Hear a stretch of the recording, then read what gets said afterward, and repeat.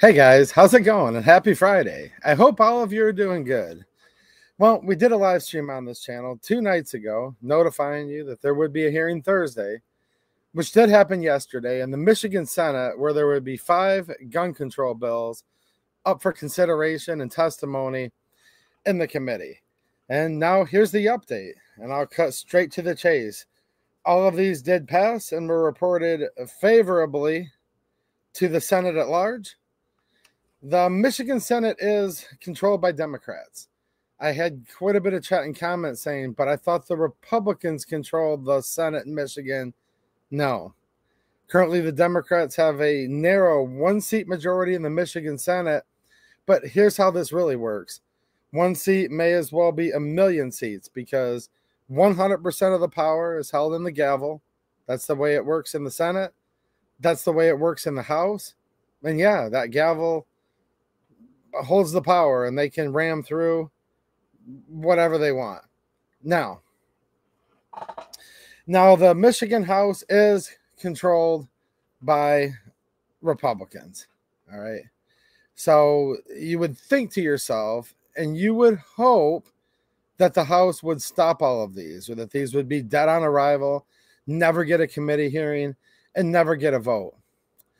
That's hopefully more likely than not. However, when you look at the last session, he was then the minority leader, Matt Hall, now Speaker of the House, Matt Hall. Him and like 5 other Republicans did vote for gun control and helped it pass, with all of the Democrats voting for gun control in the last session. Now, Matt Hall and others did not vote for every one of the gun control bills. I'm not trying to conflate here, but we have seen Republicans that are currently sitting in the Michigan House right now vote for gun control. Here's what we have not seen. We have not seen any gun control repeal bills get the time of day, like my friend Representative Jim DeSanta with his red flag repeal bills. We did a video on this channel, so make sure that you watch that if you haven't. Sarah Leitner's committee has not scheduled a hearing for those. So there either isn't will by the committee chair in the Republican House, or it could be the Speaker of the House. I don't know for sure. I have my theories, but since we haven't seen the Republicans do anything to try to correct what happened in the last session, I can't help but to just go by their past voting records. Whereas most of the Michigan House Republicans are pro-Second Amendment in their voting record. Most of them are, but not all of them. And since the last time some of them had to vote on these things, they voted for gun control, or around about that time in the last session, and they've done nothing since. Hey, I'm not going to take things for granted. I'm not just going to sit there and cope and say, oh, so this and that. So these did pass the Senate committee. Somebody said my title's misleading. I don't know. I said 5 Michigan gun control bills passed Senate hearing, watch party. I'll add something later. It doesn't matter. If you guys have been watching the channel, you know that I don't clickbait you guys here. And I've actually, see, here's the problem, okay? If I don't give enough information, people say, what's going on? I give too much information, people say, what's going on? So here's the deal. This is my long form Friday night live stream. So welcome everybody who's live, and anyone that's watching on replay. Shout out to the replay crew. Here's the rules to this channel, though, and I'm proud to say that I instituted these. This is a no whining zone. So if somebody wants thorough long form content and likes hanging out with their friends, which is the reason I do these, awesome, welcome. If you're new here, welcome to the channel. If you've been here for a long time, nice to see you again. But if anybody's gonna whine and say this video wasn't thorough enough, and then 5 more come in and say, well, it was too thorough, I don't really care. I don't need to do this. This is my most expensive hobby. Me and my family would actually be much more well-to-do without this channel. However, my passion's towards the Second Amendment, and I do this for all the good people out there. So anybody that wants to come in and say it took this guy too long to get to the point, no. Everything, including what I'm saying right now, is the point. And that's why we're in the shape we're in, because there's so many whiny little bitches out there that like to complain about everything. So that's where we're at, and that's why we're here tonight. So, look, in the committee, they introduced Senate Bill 224, introduced by Senator Polehanki. The brief description is weapons, other, manufacture, sale, or possession of a bump stock. Prohibit. Look, it's not just a bump stock ban. It's actually like, doesn't even define bump stocks. I don't know quite what it bans, but it probably bans many things in addition to bump stocks and probably a lot of other stuff. And as I promised you guys, I am going to go through, because look, nothing's going to pass through the whole Michigan legislature tomorrow. It's my hope that all of us together will stop this. That's why I do these videos and these live streams. But I am, as promised, I'm going to do individual videos on each of these so you guys can know exactly what they are. Senate Bill 225, also by Senator Polehanki. Look, some people call her Senator Polehanki Panky, and many other things. Weapons, concealed pistols in certain state buildings, prohibit. That's a big deal. Senator Bayer, Senate Bill 226, weapons, firearms in certain state buildings, prohibit. Yep. So that means whether you have a CPL or not, you're going to get nailed either way, and they're making these lockdown and gun-free zones criminal empowerment zones, quite frankly, because, well, all of these laws only affect the law-abiding, and criminals, by their very nature, don't follow laws. And just remember, when guns are outlawed, only outlaws will own guns. Think about that. Sounds pretty simple, but it's actually quite profound. Senator McMorrow, Senate Bill 331, weapons, firearms, requirements for all firearms components to contain serial numbers, provide for. That one's deep. It's 9 pages long. There will be a 20-25 minute video on that within the next week on this channel, because that's how long it takes just to even read the thing and even offer like limited commentary on it. And also Senator McMorrow, Senate Bill 332, weapons, firearms, sentencing guidelines, updates. That's just to make sure if you violate any of these, they've got all their T's crossed and their I's dotted to make sure you go to prison for a long time, because these are all felonies if you violate these. There you go. What I'm going to advocate for, I'm going to get this right off the bat, and then we're actually going to watch this Senate hearing, because it did happen yesterday during the day. A lot of people probably were at work. Some of the friends of this channel were actually there and testified at the hearing too. So shout out to all of you who might have been there in real life. We're going to watch this, kind of how we did the Michigan House hearings, but these are interesting in their own. This is weird stuff. We're going to watch those in just a minute here. I'm going to advocate that you contact your senator, because look, this has not passed the whole Michigan Senate yet. If they want these to pass, though, they can pass them on a party line vote. All right. And I did see the Senate Minority Leader Eric Nesbitt in an event just a week ago, and he's a very pro-Second Amendment, and he can have tricks up his sleeve, which they did do in the 11th hour at the end of the last session, where the Republicans in the House all walked out and shut down everything in the House. He did have the senators going through. It's not truly a filibuster, because there is no filibuster in the Michigan Senate like there is for the United States Senate, but they can do some procedural tricks where they can make them read every word of the bill out loud before they vote on it. The House can't do that. The senators also have leeway to talk for a very long time, as long as they stay germane. And they did have a couple marathon sessions that did slow down the Democrats in the waning hours of the lame duck session just in the last week. So there are some things the Senate can do to kind of slow things down and throw a small wrench in the spoke. But I'm just being honest with you. The way the Michigan Senate's rules are set up, they can't just stop it outright. They can pass this stuff on a narrow, just party line majority vote. One more time, you would hope the Michigan House of Representatives would A, not give any of this the time of day, even in a committee hearing. Don't think about it. Don't talk about it. Just hands off, shall not be infringed. That's what my hope is. That's why you need to contact your Michigan representatives, especially if they're Republicans, and tell them, no, we don't want this stuff going through at all. All right? However, the Speaker of the House, one more time, has voted for gun control just 2 years ago. So since he's not put forth any of the gun control repeal in the House, see, here's the thing. I'm going to say this real quick, then we're going to watch this. This is where in so many ways Republicans just suck. Now, not every last Republican. Some of my dear friends are Republicans. I know a lot of you consider yourself Republicans. But here's why the party sucks and has no messaging. And still wins sometimes in spite of the fact that it sucks at messaging. It sucks at having any courage and any willpower. Because think about it. There's two chambers of the Michigan legislature. There's the Michigan House and the upper chambers, the Michigan Senate. When the Democrats controlled both just this last time around, they rammed through as much as they possibly could. It was basically just one step short of a miracle that the Republicans all walked out in unison, along with one Democrat, don't forget that, named Karen Whitsett. One Democrat. If it wasn't for her, they still would have rammed it all down our throats. One Democrat named Karen Whitsett from Detroit, and all Republicans walked out in the waning hours, in the 11th hour of that lame duck session. Other than that, we would have all of these gun control bills plus dozens more that would be law and would be signed by the governor. Don't forget that. And for those of you that watch this channel, we covered it more than anybody.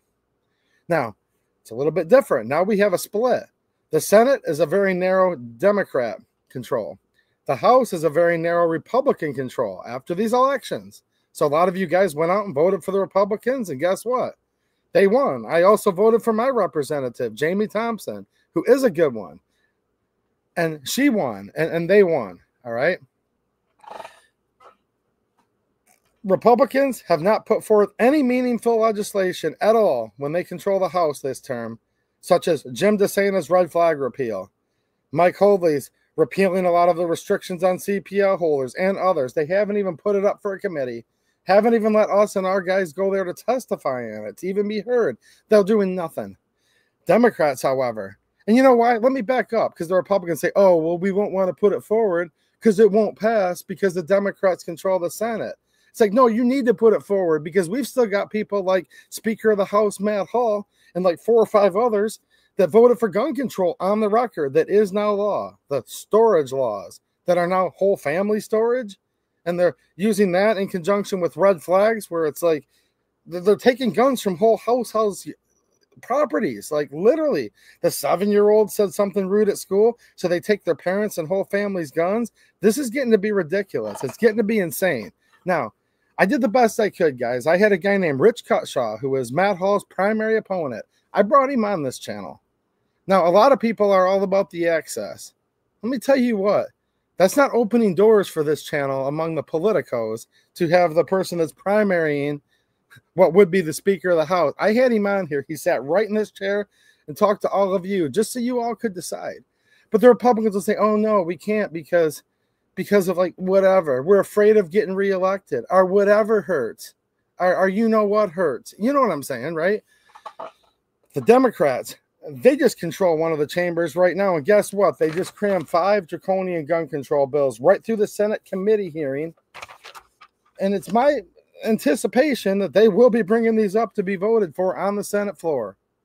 And then when they get transmitted over to the House, it is my hope that Republicans will make it DOA. And if I were to say, I might even suspect that the Republicans might do a good job of blocking some of these. Hopefully all of them, but I have to keep saying hopefully. Because, see, that's the difference, right? The Democrats, I can guarantee you what they're going to do no matter what. They're going to try to ban every last gun. They're going to try to literally put the jackboot of the government on all of our necks and smother us as much as possible in every way. That's a guarantee. Don't even need to think about it. The Republicans, I'm just telling you, I hope if enough of us call, the Republicans won't do anything. I hope if enough of us call, they'll be so afraid of losing their job that they'll do the right thing with this. Now, again, there's going to be some individuals, and it's actually going to be most of the Michigan House. I'll be honest, most of them are saying, no, this is dead on arrival. We won't even think about it. But here's the thing. If every Democrat in the House votes for these when they get sent over from the Senate, because I think the Senate will pass these, I do. They haven't yet. They've passed committee. But if you guys know how this stuff works, well, here, maybe you don't. I'll fill you in. The hardest part is getting it out of committee, okay? These committees, this is a big deal when they pass committee. There's hundreds and hundreds and hundreds, if not by the time the session's over, thousands of bills that get written up by all these legislators. And they just sit there, and they go to die. Now, when it passes committee, that means it's on their list. That means it's part of their agenda. So when you see something pass committee like this, especially when they make a whole big to-do about it, it's more likely than not, and history shows usually this stuff goes to the main body, which in this case is the Senate. They would most likely pass this on party lines, and then we have to hope that the Republicans will stand firm in the House. And I will already tell you, I can guarantee you, almost all of the Republicans in the House will vote no against this. No, I'm being dead serious, and that's good news, but here's the problem. When you only hold a couple seat majority, all it takes is a couple of Republicans to go over with the Democrats and vote for some of this stuff. Then it actually does pass. Then it does get sent to the governor. And I guarantee you, no matter what, the governor will sign any and all of these if they do reach her desk. Does that make sense? So bringing you up to speed a little bit on that. It has passed the Senate committee. We will see what happens in the Senate floor, although I gave my prediction, and then we're going to have to hope. And I'm encouraging you all to pressure your reps, especially your Republican reps, that they pressure all the rest of theirs. Let's say your representative is Jamie Thompson. Okay. I already know Jamie Thompson's going to be a no on all these. Great. Call her anyways, though, because she's going to need the encouragement, because Moms Demand Action and all these other people are going to be trying to give her heck if she doesn't support these, if and when these come over to the House. All right. Say your representative is Jim DeSena. Okay, Jim DeSena, I'm going to assume is going to vote no on all these. However, he also lives in a close district. They're going to be giving him heck. Now, maybe there's a Republican. Maybe there's one that's a little bit of a rhino out there. You know what I mean? And they're like, well, maybe I will ban this here bump stock because that sounds extra bad, right?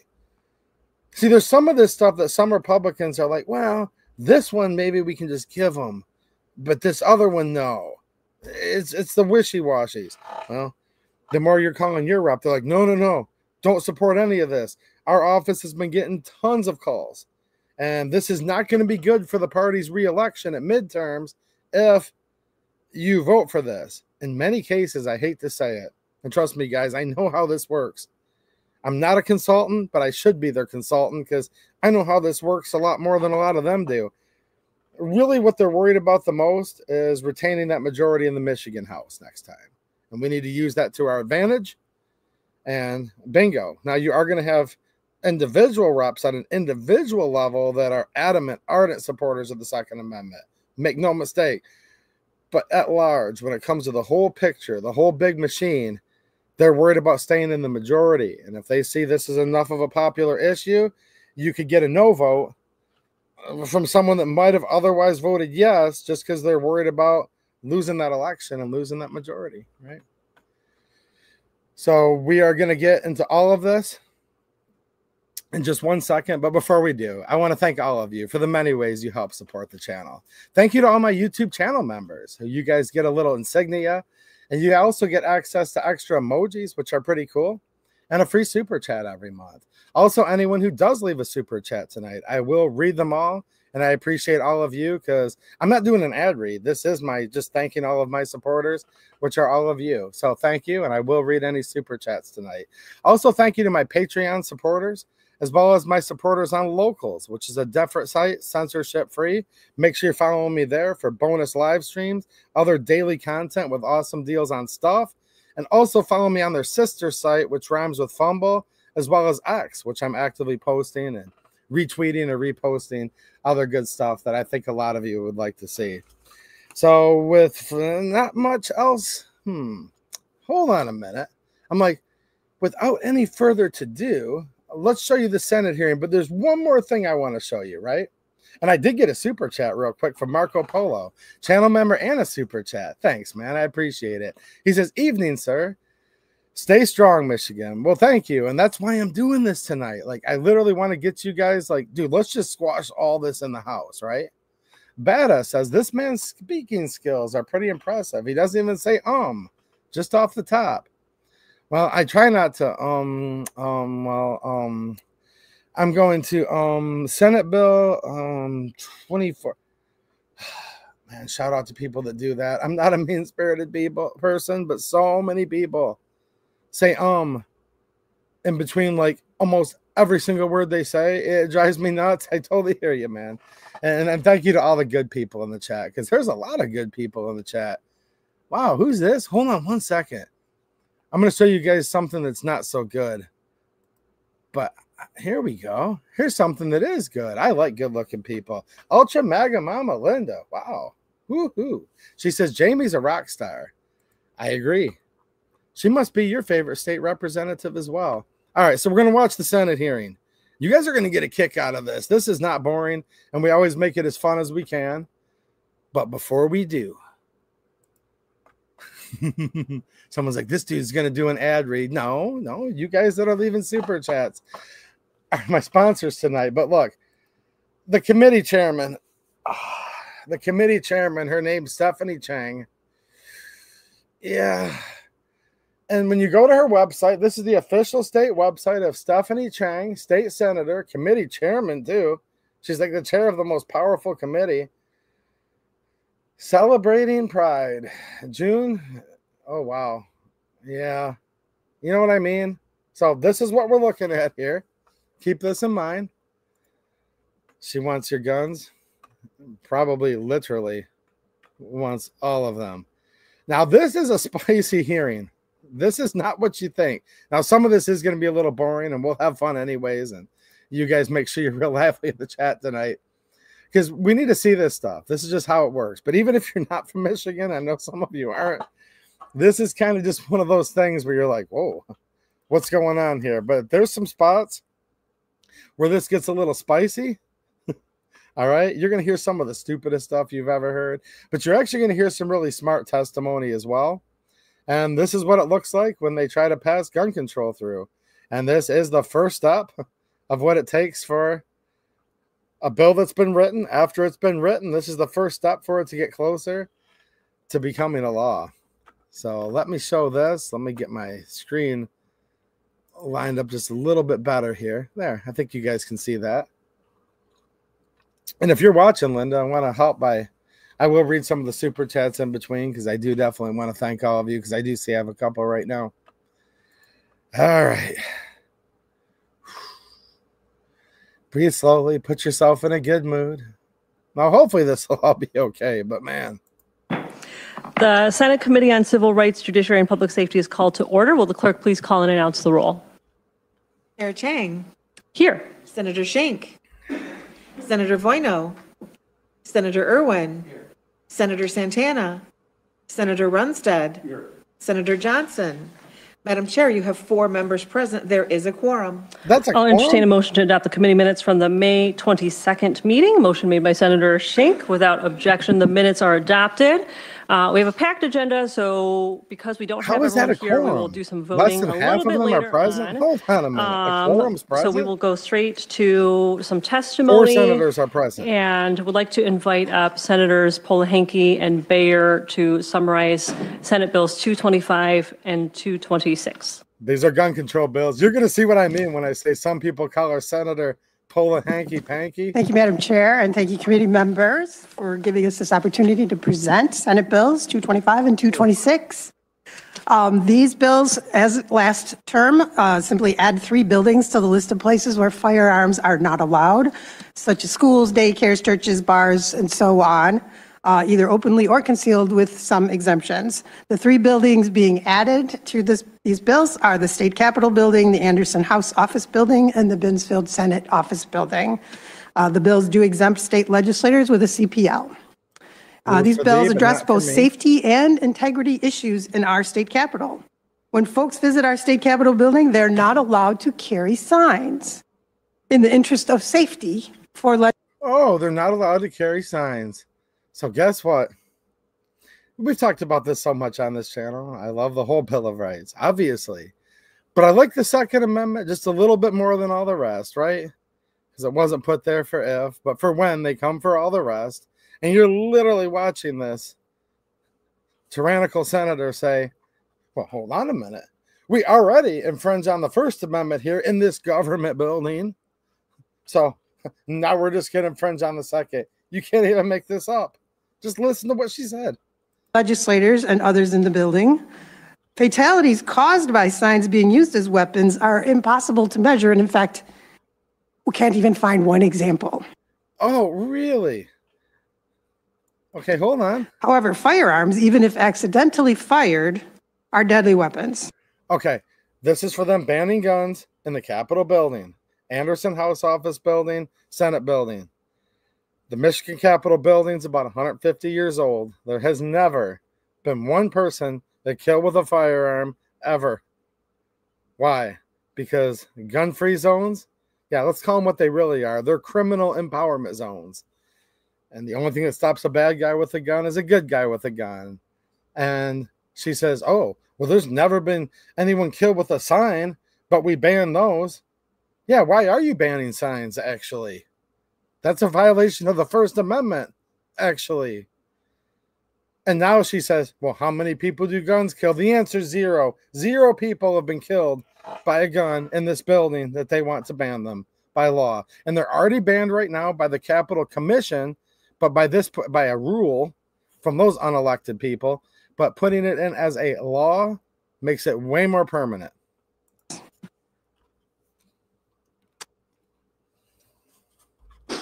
Sorry, they're the #1 cause of death for children in Michigan and do not belong in our state capital. Yeah, because now they say a children's up to their mid-20s. They count all the gangbanger violence in with children. This use of statistics is literally the epitome of a lie, by the way. It's really kind of an emotional topic. And when you really think about what happens here. So 5 years ago, I asked our former Senate Majority Leader if we could work safely from home. I'm sorry? I'm just hugging you. Thank you. I'm fine. Thank you. Give me a break. These are people, look, nobody's ever been killed with a gun in this Capitol building. You see all this? She's like, what? Oh, I'm just hugging you. If that there next to her even touched me, I'd have to go to the doctor because I'd be worried. I want a good, thorough checkup. That's my opinion. This helps me out here. I asked the former Senate Majority Leader if we could work safely from home during COVID because many other state legislators were successfully doing this. And the answer was no. And the reasoning was because someone might be standing over me holding a firearm, telling me how to vote. Yeah, I doubt it. And you know, that's only happened to me once in this building. Well, so with that, let me introduce my esteemed colleague, Senator Polanyi. Thank you, Madam Chair. Thank you, Senator Baer. Thank you, members of the committee. As a new state senator here in Michigan on April 30th of 2020, I witnessed firsthand how terrifying it can be to try to vote and do my job when men in full tactical gear and openly carrying long guns loomed above us in the balcony. Yeah, you know what? I was there that day. You might have been born yesterday, sweetheart, but I wasn't. I've been around this Capitol building for a long time, and I was there that day, actually. And there's videos on this YouTube channel from that day at the Capitol she's talking about. Yeah. They were closing the doors in the sessions and not letting people in to watch them, which violated the Open Meeting Act. They were violating many laws that day. The government was. And guess what? Nobody shot anybody at all. None of that happened.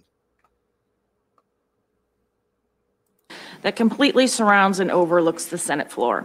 I kept thinking to myself, we're fish in a barrel if any of these guys decides to open fire. Yeah, I doubt it. In the days that followed, I obtained a bulletproof vest, a helmet, and other protective gear that I still keep underneath my desk on the Senate floor. Yeah, I can see that. I'll only feel safe removing this gear when a Michigan capital weapons ban has been codified into law, which is what our bills today do.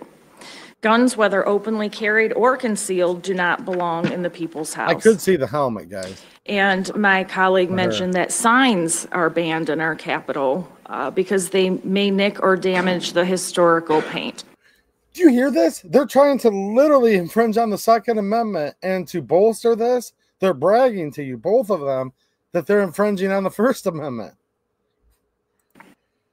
But not weapons.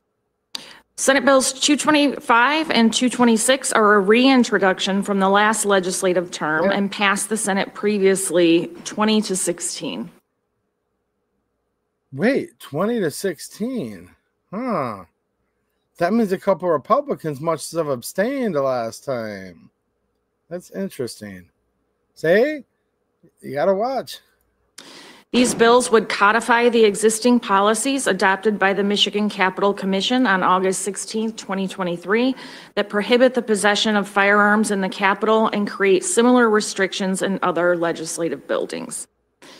Together, these bills would prohibit both the open carry and concealed carry of firearms at the state capitol, the Binsfield Senate Office Building, and the Anderson House Office Building. Yeah, so you know what that means? You have to choose between your First Amendment protected natural God-given rights and your Second Amendment protected natural God-given rights. Because you won't be able to go there while exercising your Second Amendment if you want to go there to, peaceably assemble, to just speak at all, to petition your government for a redress of grievance, for protected religious liberties. Maybe you're going there to pray.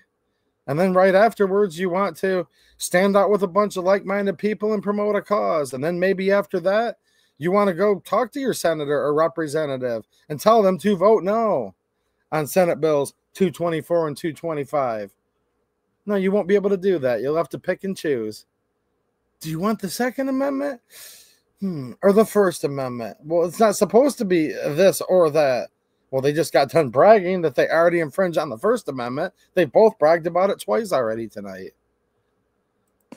Some might say, why not just rely on the Capitol Commission's decision in 2023 to ban guns? The magnetometers are working great, and any fears that it would prevent fluid entrance into our Capitol have not come to fruition. Why do we need a law? The answer is because the membership of the Capitol Commission changes over time and is wholly dependent on who is governor. I would hate to see a future commission bring guns back into our building with a simple vote. If we codify a capital weapons ban into law, which is what we want to do today, it will be harder to undo, as each of the 148 legislators in Michigan would be publicly held accountable for that vote. See, I just told you guys that. She's admitting to what I just said. These bills will ensure protection for all legislators, staff, as well as the thousands of visitors, mostly children, who come from all over the state to enjoy our Capitol. Dancing on the graves of children every time. Should these bills become law, Michigan would join a growing group of 26 states that have policies limiting the possession of firearms in their state capitol buildings. This camera's in like 480. Even before the attack on our nation's capital on January 6, 2021, states saw an increase in armed demonstrations, with 85 instances at state capitals over an 8-month span in 2020. Given the increase in political threats and intimidation, it's essential that as elected officials, we ensure the safety of all citizens who visit the Capitol. No Michigander should have to fear for their safety when working in or visiting the most magnificent state capitol in the United States. No, actually, you know what? Michigan's become the laughingstock of the whole country in so many ways. You know what's really, really messed up? I'm just saying, we used to hear a lot more about California. Now all we hear about is Michigan everywhere. Everyone in the whole country knows it. This state, and look, I've lived here for, I guess it's been, 46 years now. Many, many good people live in this state. A lot of them. A lot of good people who live in Michigan in this chat right now. But look, guys, let's call a spade for once. This state is now becoming basically the laughingstock of the whole country, and we are quickly becoming one of the most tyrannical states. And the economy sucks in this state, and it's just becoming like a really, really bad place to live in so many ways. But there's still many good people here too. It's tough. Thank you both very much for your testimony and for your work on this issue over the years. Are there any questions from committee members? Okay, thank you so much. We are still waiting for one more committee member to be able to vote. So Senator Polanyi will hear from you on your next bill, Senate Bill 224. Thank you again, Chairwoman Chang, members of the committee. Thank you for the opportunity to speak with you today about Senate Bill 224, a bill that would prohibit the manufacture, sale, or possession of bump stocks in Michigan. I doubt that. This bill is also a reintroduction from last term and previously passed the Senate with a 23-12 vote. As you may... Wait a minute, 23-12. Okay, so look, I just have to say this. If I had any doubters in the chat tonight or on replay or anywhere else, put 2AE to you. You're fear-mongering. The Republicans are going to stop this. The Republicans control the House. Did you hear what she just said the vote count was? Now, keep in mind, last session, what she's referring to, there were 20 Democrat senators, and there were 18 Republican senators. Again, look, I'm being more honest right now than anyone ever has on this topic, and that's where it's hard, because people are always used to sensationalism on one end or the other. Half the crowd wants me just to say the world is nigh, it's all over with, screw it. Sorry to let you guys now down, although I do agree with you largely. I'm trying to give you a little hope. We can maybe talk these Republicans into stopping this in the House. But the other half out there are like, dude, stop. We're all good. Why are you even bringing this up? The Republicans, they're going to stop all this. I'm sorry, but I can't tell you that because I have too much experience with how this works. And I know that that's not necessarily going to be true. All right? And don't take my word for it. Right here. Let me just rewind this 2 seconds. Listen to this very carefully. And remember this with what you're about to hear. There were 20 Republican senators last session and 18 Democrats. Listen to how many votes this got. And you tell me if there's a chance Republicans won't cross the line. And by the way, the Michigan Senate was not up for re-election this last time. So guess what? These, for the most part, are the same exact senators in there as last time. Yeah. Now, listen to this. Questions from committee members? Okay, thank you so much. We are still waiting for one more committee member. Again, Chairwoman Chang, members of the committee. Thank you for the opportunity to speak with you today about Senate Bill 224, a bill that would prohibit the manufacture, sale, or possession of bump stocks in Michigan. This bill is also a reintroduction from last term and previously passed the Senate with a 23-12 vote. 23-12 vote. Well, hold on a minute. There was only 20 Democrats in the Senate, and there was 18 Republicans. Well, how come it wasn't 20-18? Well, clearly 3 Republicans came over and voted with the Democrats on this bill just last session. And then 2 more, obviously, didn't vote at all for whatever reason. So that's why we're talking about this. That's why we don't just sit back and say, but my Republicans control the House, so I'll just sit there back and just be lazy and not do anything. No, no, no. This is in play way more than you guys would like to think it is. Some of you. And trust me, the vast majority of my viewers, you guys get it. I know. Vote. As you may be aware, bump stocks are devices that enable a semi-automatic firearm to shoot more than one shot with a single pull of the trigger by harnessing the recoil energy of the firearm. No, that's not how it works. This effectively transforms a semi-automatic weapon into one that mimics the rapid-fire capabilities of a machine gun. No. The tragic events of the Las Vegas mass shooting in 2017, where a gunman used bump stocks to inflict unprecedented harm, highlight the devastating potential of these devices. Well, this is not true. In response, the Bureau of Alcohol, Tobacco, Firearms, and Explosives, the ATF, issued a rule clarifying that bump stocks fall under the definition of machine gun. That was Trump's bump stock ban, and the Supreme Court of the United States overruled it. And before anyone gets too optimistic there, I mean, that was a huge win, trust me. They specifically said in that Supreme Court decision, if states want to ban it, it's up to the states to ban it. So the Supreme Court decision said there couldn't be an ATF ban because that violated the Administrative Procedures Act, the APA. Don't conflate. It wasn't a Second Amendment case. They said they didn't ban it in the right way. But they said if states want to ban it, they can. So actually, that Supreme Court bump stock case does not protect us from this Michigan state law. Unfortunately, it actually makes it worse for us because the Supreme Court did give the go-ahead and said states can pass bump stock bans. Now, I'm going to do a standalone video on this in just a couple days, I promise. Her definition of what a bump stock is, though, is not actually a bump stock. We don't know for sure what this is, but it may get bump stocks themselves wrapped up in it because it says the name bump stock, but I have a feeling if this passes, and remember, this did pass with Republican support through the Senate. I can almost guarantee you, because I was talking to some insiders, if this would have made it to the House floor, look, if it were not for one Democrat, Karen Whitsett, and all of the Michigan House Republicans walking out at the end of that lame duck session, this would have passed the House as well. And this is another one of those that, look, I can't prove this now, but hopefully this doesn't happen in the future. From what I understood, there were going to be several House Republicans that were going to vote for this too, because this was bipartisan in the Senate.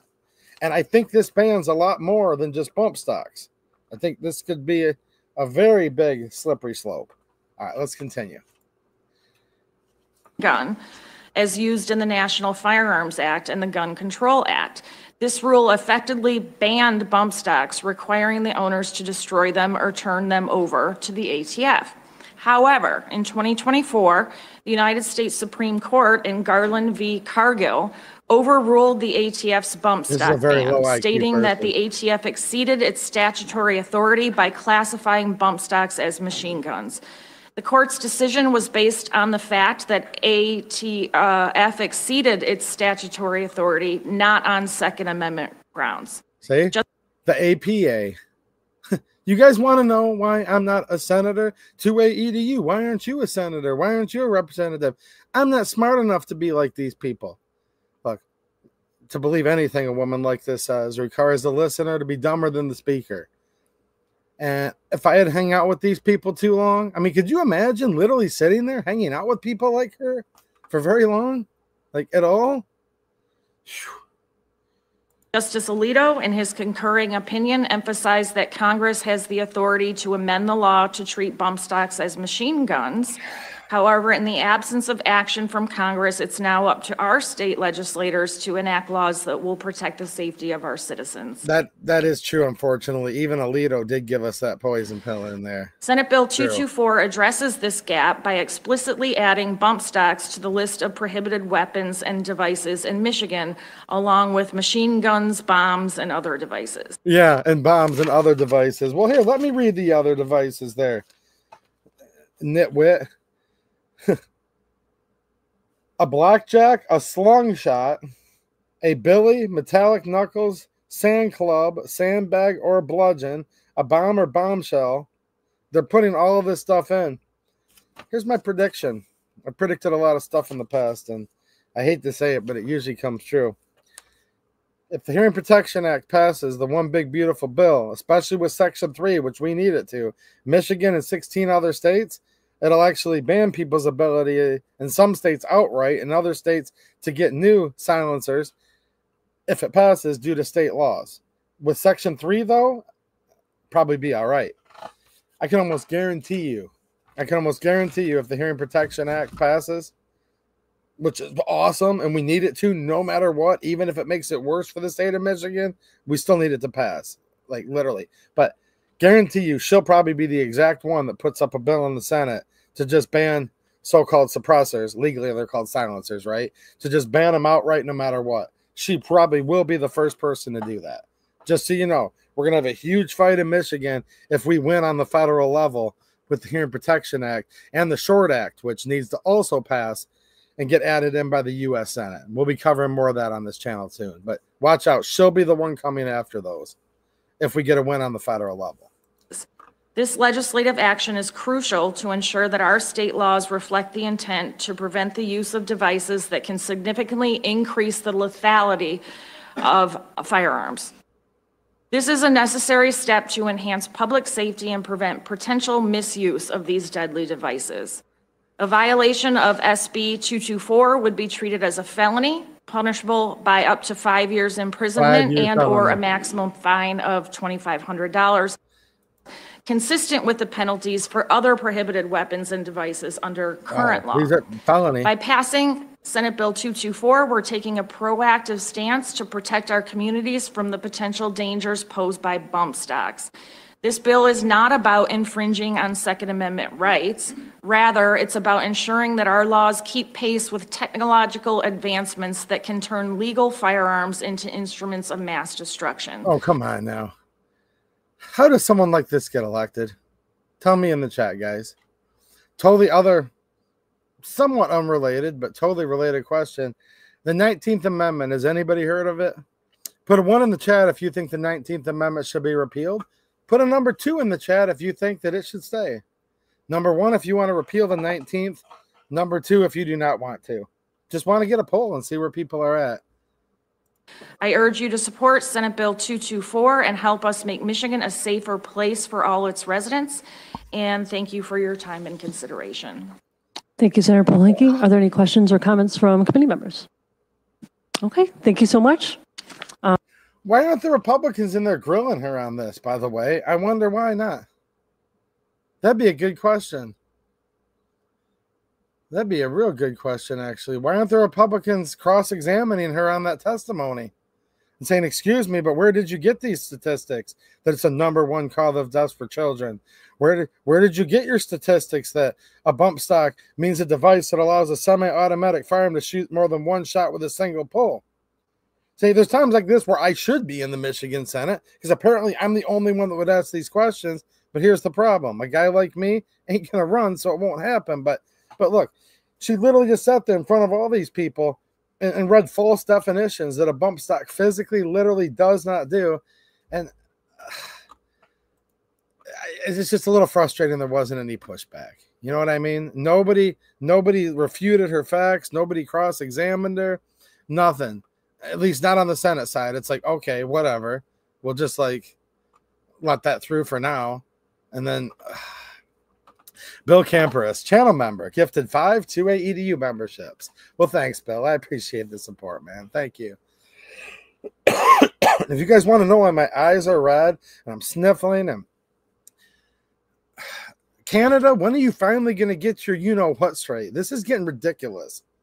All last year, the air was totally filled with smoke all over the place. Like you literally, I couldn't even hardly see the house across the field. The smoke is that dense around here. And now it's just like we're supposed to accept it. Like, oh, well, this is just Canada wildfire season now.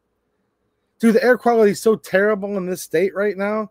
Like literally, I'm sitting here with a low grade, like dull quasi migraine. My mouth is like cotton mouth. My nose is stuffed up. My eyes burn. It's just literally, it's like you're standing in the middle of a freaking campfire. And these people, they have no forest management. They're all so woke. Oh, new Green Deal, new Green Deal. They don't do any forest management at all. These people are literally insane. The left in the U.S. and the left in Canada, which shout out to the few conservative Canadians that watch the channel. You guys know what I'm talking about more than anybody. This is what it looks like to have a woke, garbage country like Canada.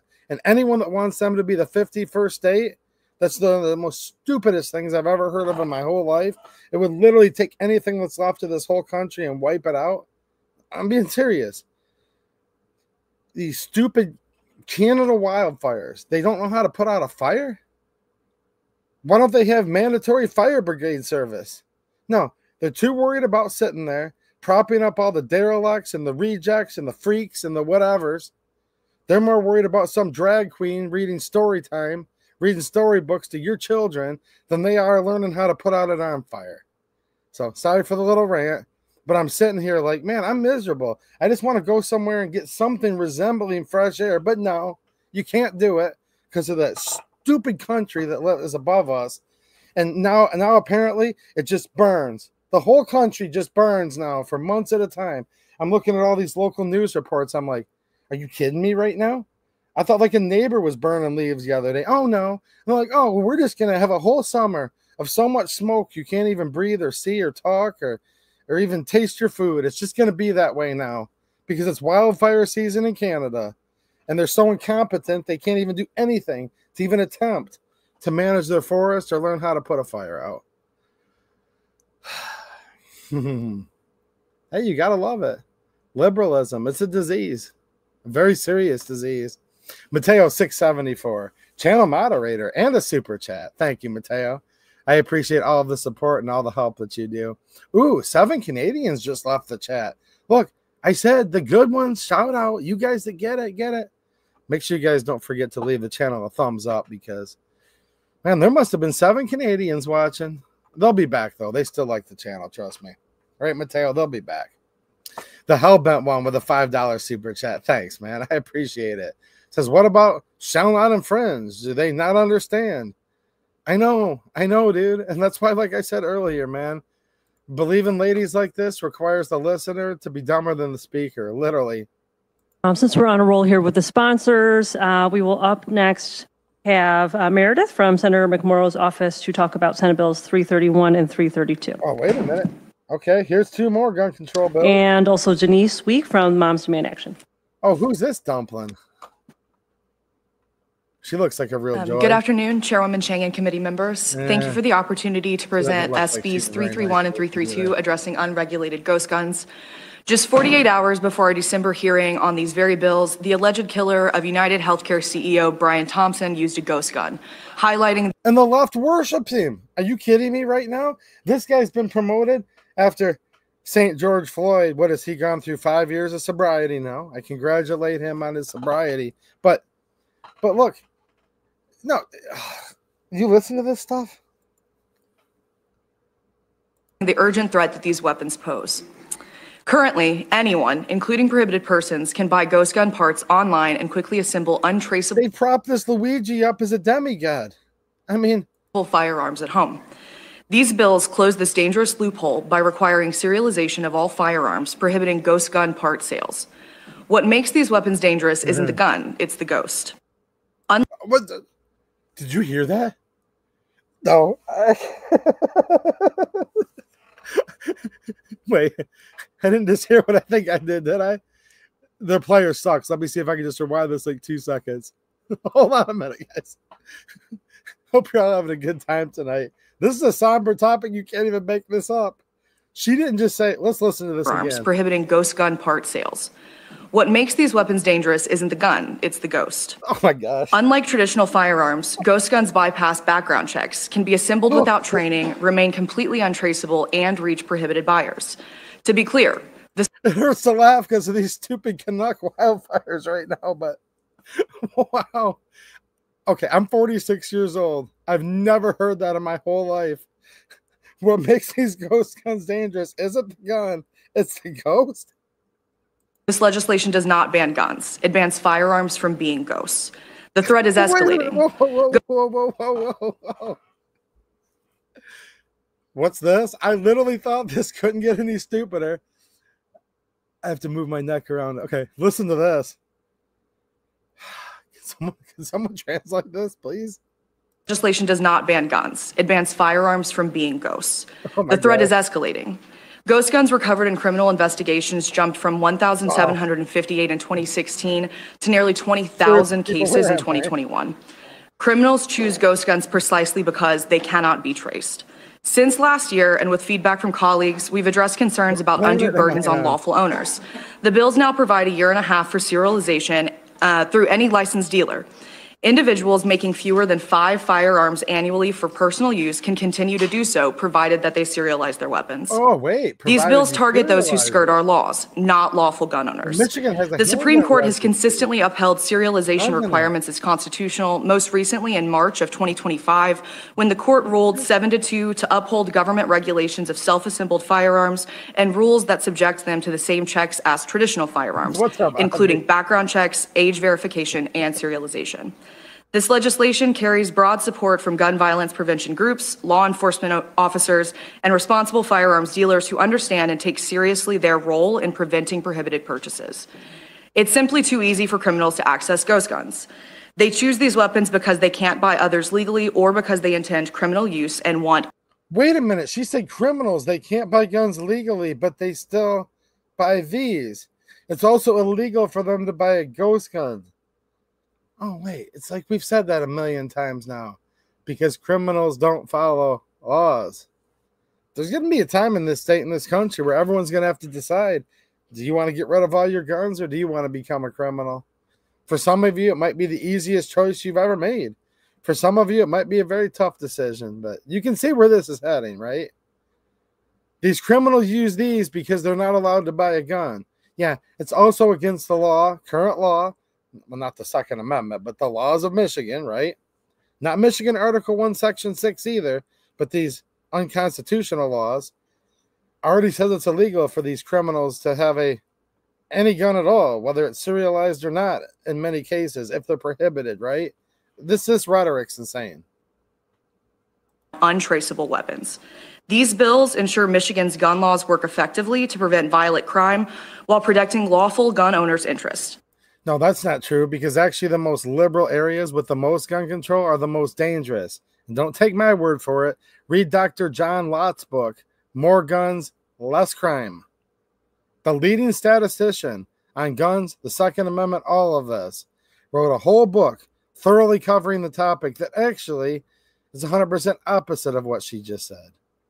I urge your favorable vote and welcome any questions. Thank you for your testimony. Are there any questions or comments from committee members? Okay, thank you so much. Hearing none, why do we even vote anymore? Why does this even matter? Oh, let's go do the thing. Let's go vote. Come on, Johnny. Let's look. I get it, man. Like, I do vote. I vote for my senator. I vote for my representative. Why are they even there? The Senate holds a 1-seat majority right now. 19-18 in the Michigan Senate. Because the one dimwit won a U.S. Congress position, and that one could actually flip the Republican, believe it or not. So Whitmer won't hold a special election. If you want to know why there's a senator short. Oh, yeah, there's hundreds of thousands of people in Michigan that literally it should be violating the age-old taxation without representation. They're paying taxes, and they have no representation at all in the Senate. None. And the governor of Michigan could have held that special election a long time ago, ever since this last midterm election, months and months and months ago now, 7 months ago, right? They won't do it because current polling data says the Republicans could flip that seat, make it a tie, and I've talked about it before. There's a procedure they could do to shut down the Senate and not have any voting for the whole rest of the year. But in the meantime, it's like, geez, I get it. All the power's in the gavel. But why don't any of these Republican senators at least say something to stand up for the Second Amendment? Like, literally. Like, just at least say this is BS or question them or something, anything. Instead, it's just like, no. Like, they're not even there. It's like a bunch of bumps on a log just sitting there doing nothing. Wow, this channel is bringing it to your attention. For better or for worse. All right, we're going to go back in time a little bit. A couple weeks ago, we heard testimony on Senate Bills 216 and 217 from Senators McCann and Albert, a bipartisan package related to vulnerable roadway users. And we do have this is like a player from the 1990s that I'm on the Michigan Senate's website, guys. I can't find anything. Can I do like, okay, playback speed? Let's see what I can do here. Maybe I'll do that or I'll hunt and peck. Just give me a second. This is not a good player. Like, I can't sit there and do like 3 seconds forward, whatever. Oh, I don't want to talk about the roadway stuff right now. If you want to, you can go back and watch this committee hearing yourself. Let's see where we're at. Jessica Lanev, representing herself and her family. Gabriel Adressner, representing Voino. Will the clerk please call the question? Chair Chang. Yes. Senator Schenck. Yes. Senator Voino. Yes. Yes. Senator Santana. Yes. Senator Runstead. Yes. Senator Johnson. Madam Chair, on the motion to adopt the S1 version of Senate Bill 216, there are 7 yeas. Okay, this is care facilities. And there are a few subs. In place of worship. So at the federal language, this will raise the risk of. Wait a minute. This is the top Republican in the state of Michigan. Wow. Now he's acting in his capacity as a senator here. This is the Michigan RNC chair. He didn't even have any arguments. Now, Jim Runstead's very pro-Second Amendment, extremely pro-Second Amendment, but he won't even argue much. Maybe he will as this goes on. I'm just trying to get through all these other bills, but there's no type of chapters in here. There's no table of contents. It's just like a player from the late 90s. Infringement on constitutionally protected conduct, including free speech, peaceful assembly. Prosecution could hinge on a subjective reaction of accuser rather than the actual conduct or intent of the accused. To avoid this overreach, my substitute amends the definition of intimidate in a way that focuses on clear threats and assaultive conduct with intent to cause bodily harm. This change will ensure that the of Senate Bill 154 and in this building. Okay, we're gonna get back to the Linda Danders of Moms Demand Action. All right, hold on. Let's get back to this. The recommendation that it pass. Motion made by Senator Schenck. Will the clerk please call the question? Chair Chang. Yes. Senator Schenk. Senator Voino. Senator Irwin. Senator Santana. See what you guys are doing. Senator Runstead. No. Senator Johnson. No. Madam Chair, on the motion to adopt the S2 version of Senate Bill 155, there are 5 yeas, 2 nays. The substitute is adopted. Thank you so much. I'll entertain a motion to report Senate Bill 155, the S2, to the floor with recommendation that it pass. Motion made by Senator Santana. Will the clerk please call the question? Chair Chang. Yes. Senator Schenk. Senator Voino. Senator Irwin. Senator Santana. Senator Runstead. No. Senator Johnson. And Senator Santana, that was a pass? Yes, a yes. Very good. On the motion to report Senate Bill 155 S2, there are 5 yeas, They're gonna get 2 to the nays. gun The stuff bill right is now, reported. guys. Thank you very much. Okay, now we're going back to Senate Bills 225, 226, 224, as well as 331 and 332. I know this. And we will next hear from Linda Danders of Moms Demand Action. We're already there, and then I'll do a live viewer Q&A if we meet it. We're only like, I think we've got like 4 already. Well, 3. All right, here we go. Good afternoon, Chairwoman Chang, committee members and staff. Thank you for acknowledging my testimony today. My name is Linda Danders. I volunteer as the local group lead for the Greater Lansing Area Moms Demand Action for Gun Sense in America. During my 11 years of volunteering with moms, I've been privileged to meet and work with many volunteers impacted by gun violence, including myself and some of you sitting on this committee. I'm testifying today in support of Senate Bills 225 and 226. I think I might have had that wrong on my card. Super fat number 4 tonight. But those are the bills. I appreciate it, man. Prohibiting firearms on Capitol grounds. From the very first time armed extremists showed up at the Capitol to intimidate lawmakers, we knew there were a real and imminent threat to the safety of Michiganders and our democracy. That's why we've been urging Michigan lawmakers to prohibit guns in the Capitol. Yeah. Thanks to the efforts of many in this room, open carry of firearms in the Capitol building is now prohibited, but there is still a dangerous loophole left for individuals to carry concealed, loaded handguns into and on Capitol grounds. Do you notice her speech sounds almost exactly like the speech of the senators? Huh. You guys have heard of NGOs, right? Non-governmental organizations. That's what Moms Demand is. Who do you think's writing these bills for these Democrat senators? Don't think too far. Okay. Little Miss Fancy here. Yeah. Her rhetoric's going to be almost the same as the senators because they're writing the bills. And this is yet another case of the tail is wagging the dog.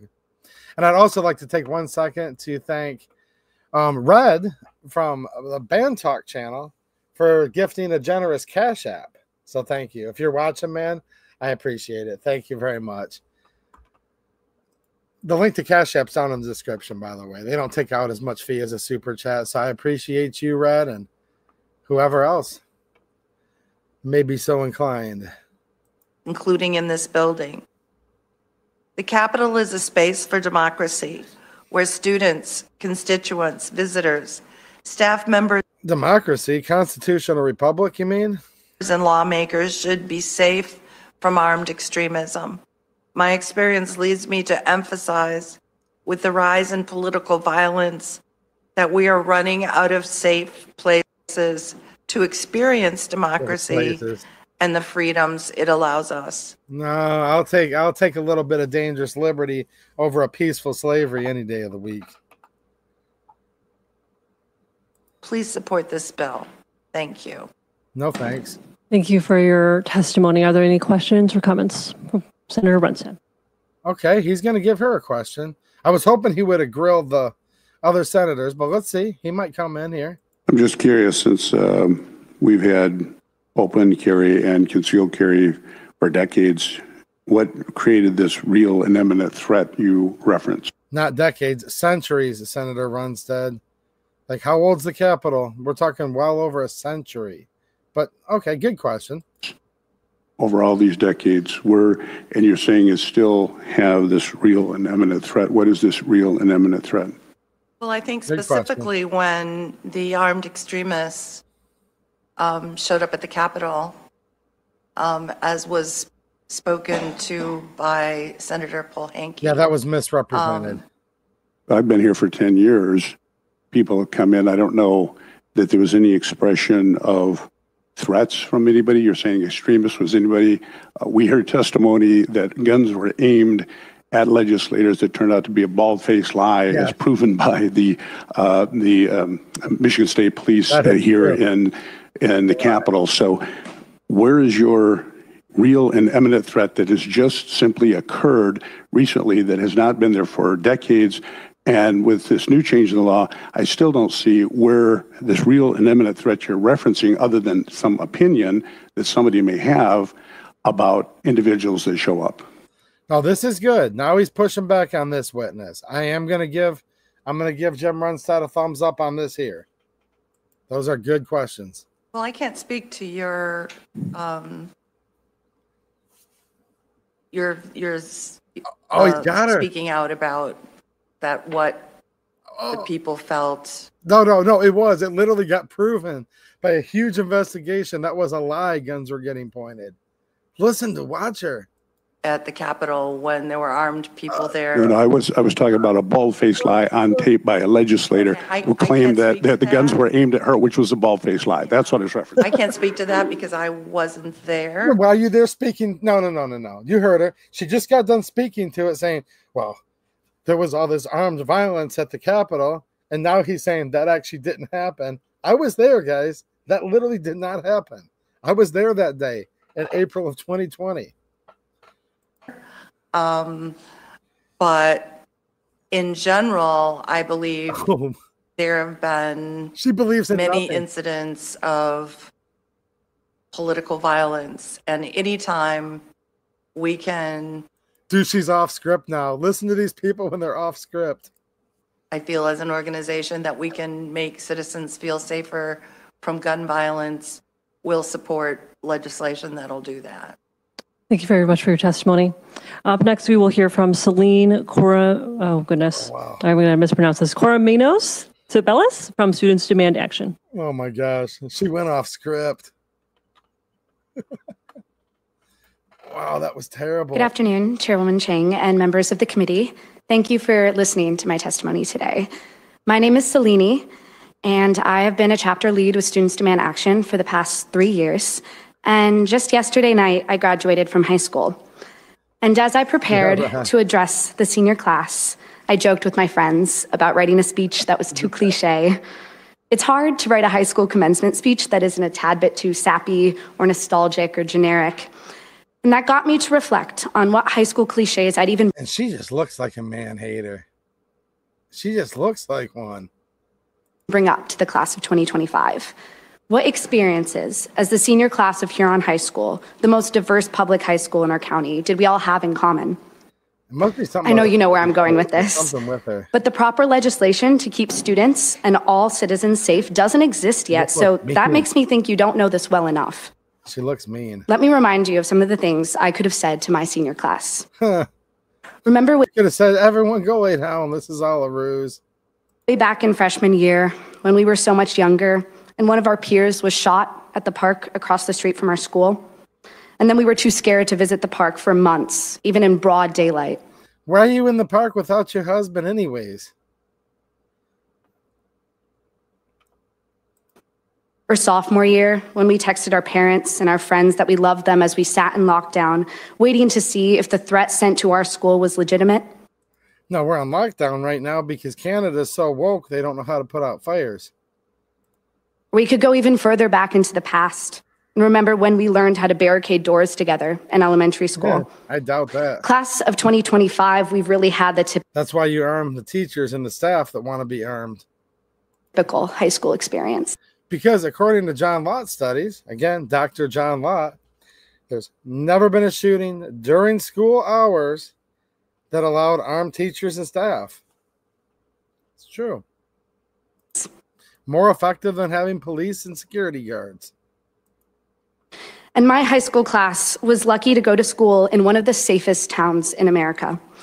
Yesterday, Won't be safe for long if you get your way. we sat in our seats waiting to cross that stage and get our diplomas, knowing that throughout the United States, there were countless senior classes that were missing people this year. Students that never made it to graduation. There's no way she thought any of that while she was graduating. I'm sorry, but I don't believe her in a million years. Students that never made it home. Students some of us knew.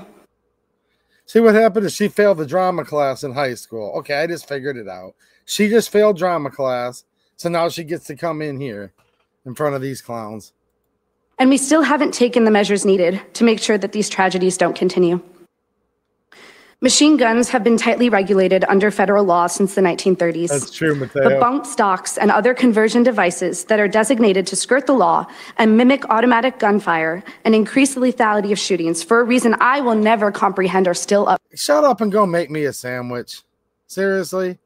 I'm getting tired of her yap. Let's listen here more. For debate.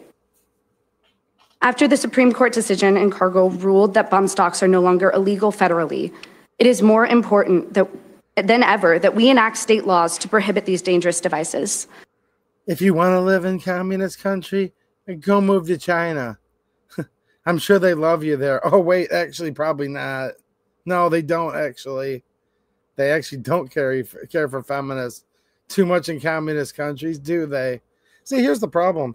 These commies, that's how stupid they are. If they actually succeed in what they're trying to get, just think about this. If these people actually succeed in what they're trying to get, a true communist country will take these people out quicker than anybody else, and they always have. These people have no idea what they're actually wishing for. Michigan lawmakers, you need to consider a policy to ban the sale, purchase, and transfer of bump stocks, auto sears, and other devices whose sole purpose is to enable semi-automatic firearms to fire like machine guns. Auto sears? Unless you literally have one that was registered pursuant to the NFA before May of 1986, those have been banned for, what, 40 years now.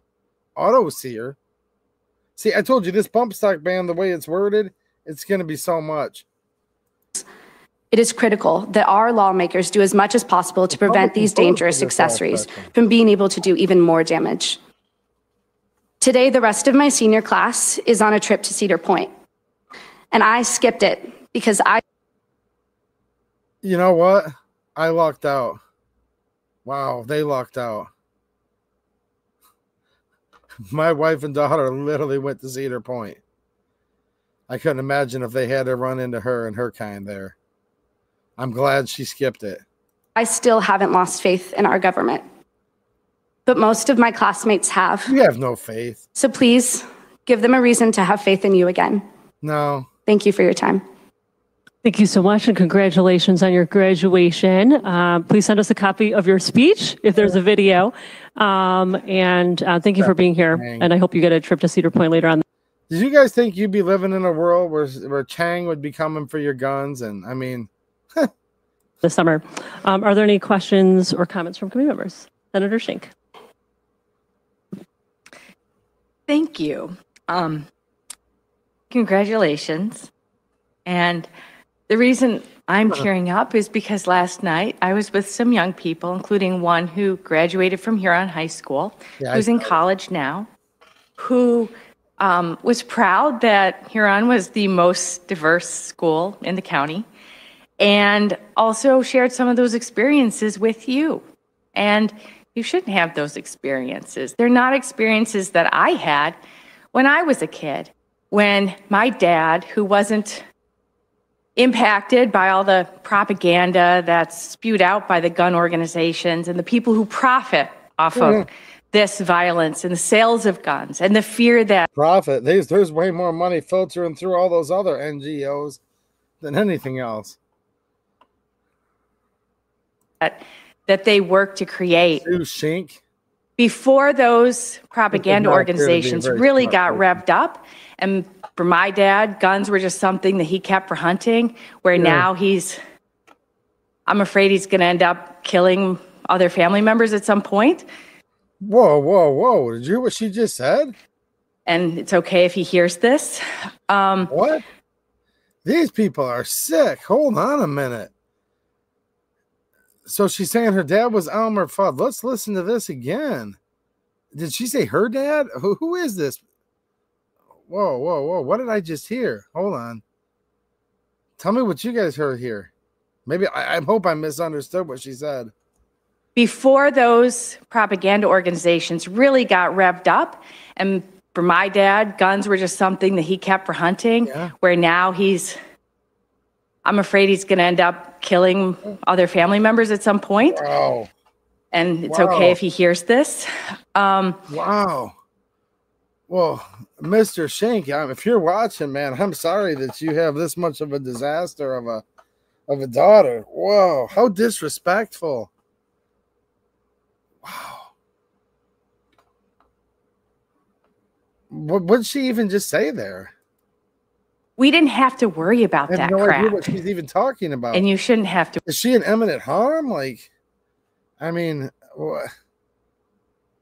there are really, really bad people out here. I don't even know the particulars. If her dad's like that dangerous and mean, maybe she shouldn't be sitting in the committee hearing. And I mean, does she need to take a break from the committee hearing to call 911? I mean, this is getting really bizarre. This is weird. To worry about that crap. And that's part of the reason that I'm here, because I'm trying to stop it.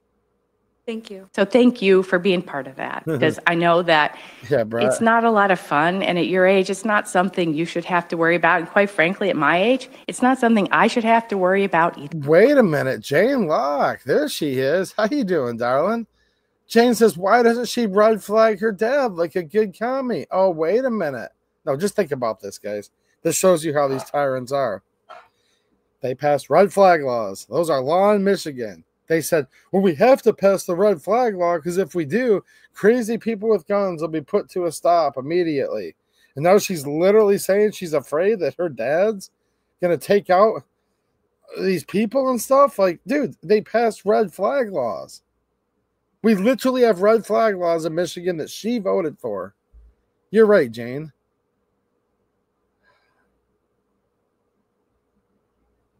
Yeah. YT Sparty, call the McMurrow hotline. They can arrest your dad for having a gun. Oh, yeah. That's true, Richard. Seemingly men have relinquished leadership roles. Yeah. Good times make weak men, and weak men make bad times. And here we are.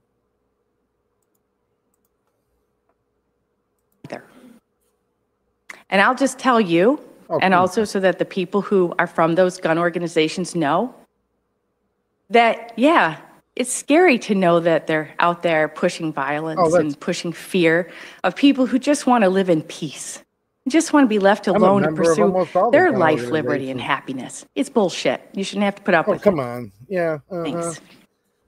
Thank you, Senator. People are complete disasters. That's why I like to show this stuff. Can you imagine? These are the upper chamber of the Michigan legislature. These people each represent hundreds of thousands of people. Disaster, trashy, low-class people. Shank, thank you again for your leadership and your advocacy. Despicable. All right. Up next, we will hear on Zoom. Stephanie Chang. I'd like to see some more about her history. I'd like to do a deep dive on her. Does anyone have more info on her?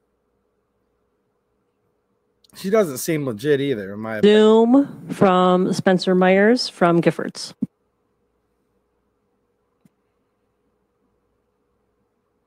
Did she just put a mask over her face, or what did she just do? Thank you, Chair Chang, Vice Chair Runstead, and members of the committee. My name is Spencer Myers, and I'm a policy attorney at the Giffords Law Center, a national gun violence prevention organization founded by former Congresswoman Gabby Giffords. Yeah. I'm here today to express support for several bills before the committee. SB 224, legislation to prohibit bump stocks. SBs 225 and 226, legislation to keep guns out of the state capitol. And SB 331, legislation to address the danger of ghost guns. First, bump stocks. Bump stocks were, of course, notoriously used in the deadliest mass shooting in modern American history. Actually, though, that's the problem. The judge in that case sealed all that evidence. Nobody's been allowed to see the evidence, actually, that the bump stocks were used. Actually,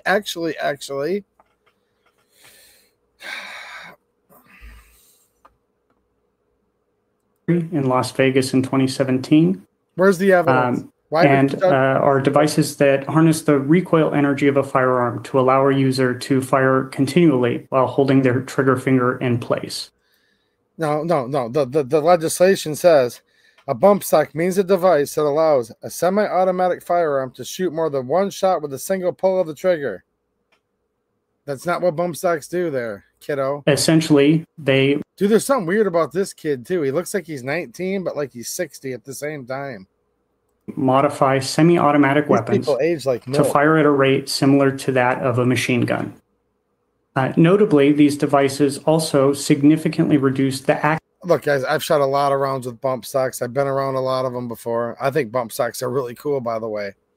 I've spent a lot of rounds enjoying mine over the years. Now, look, when I heard that Vegas tragedy, when I heard the cadence, because there's recordings of it, in my opinion, there was no way those were bump stocks. They did not sound like bump stocks.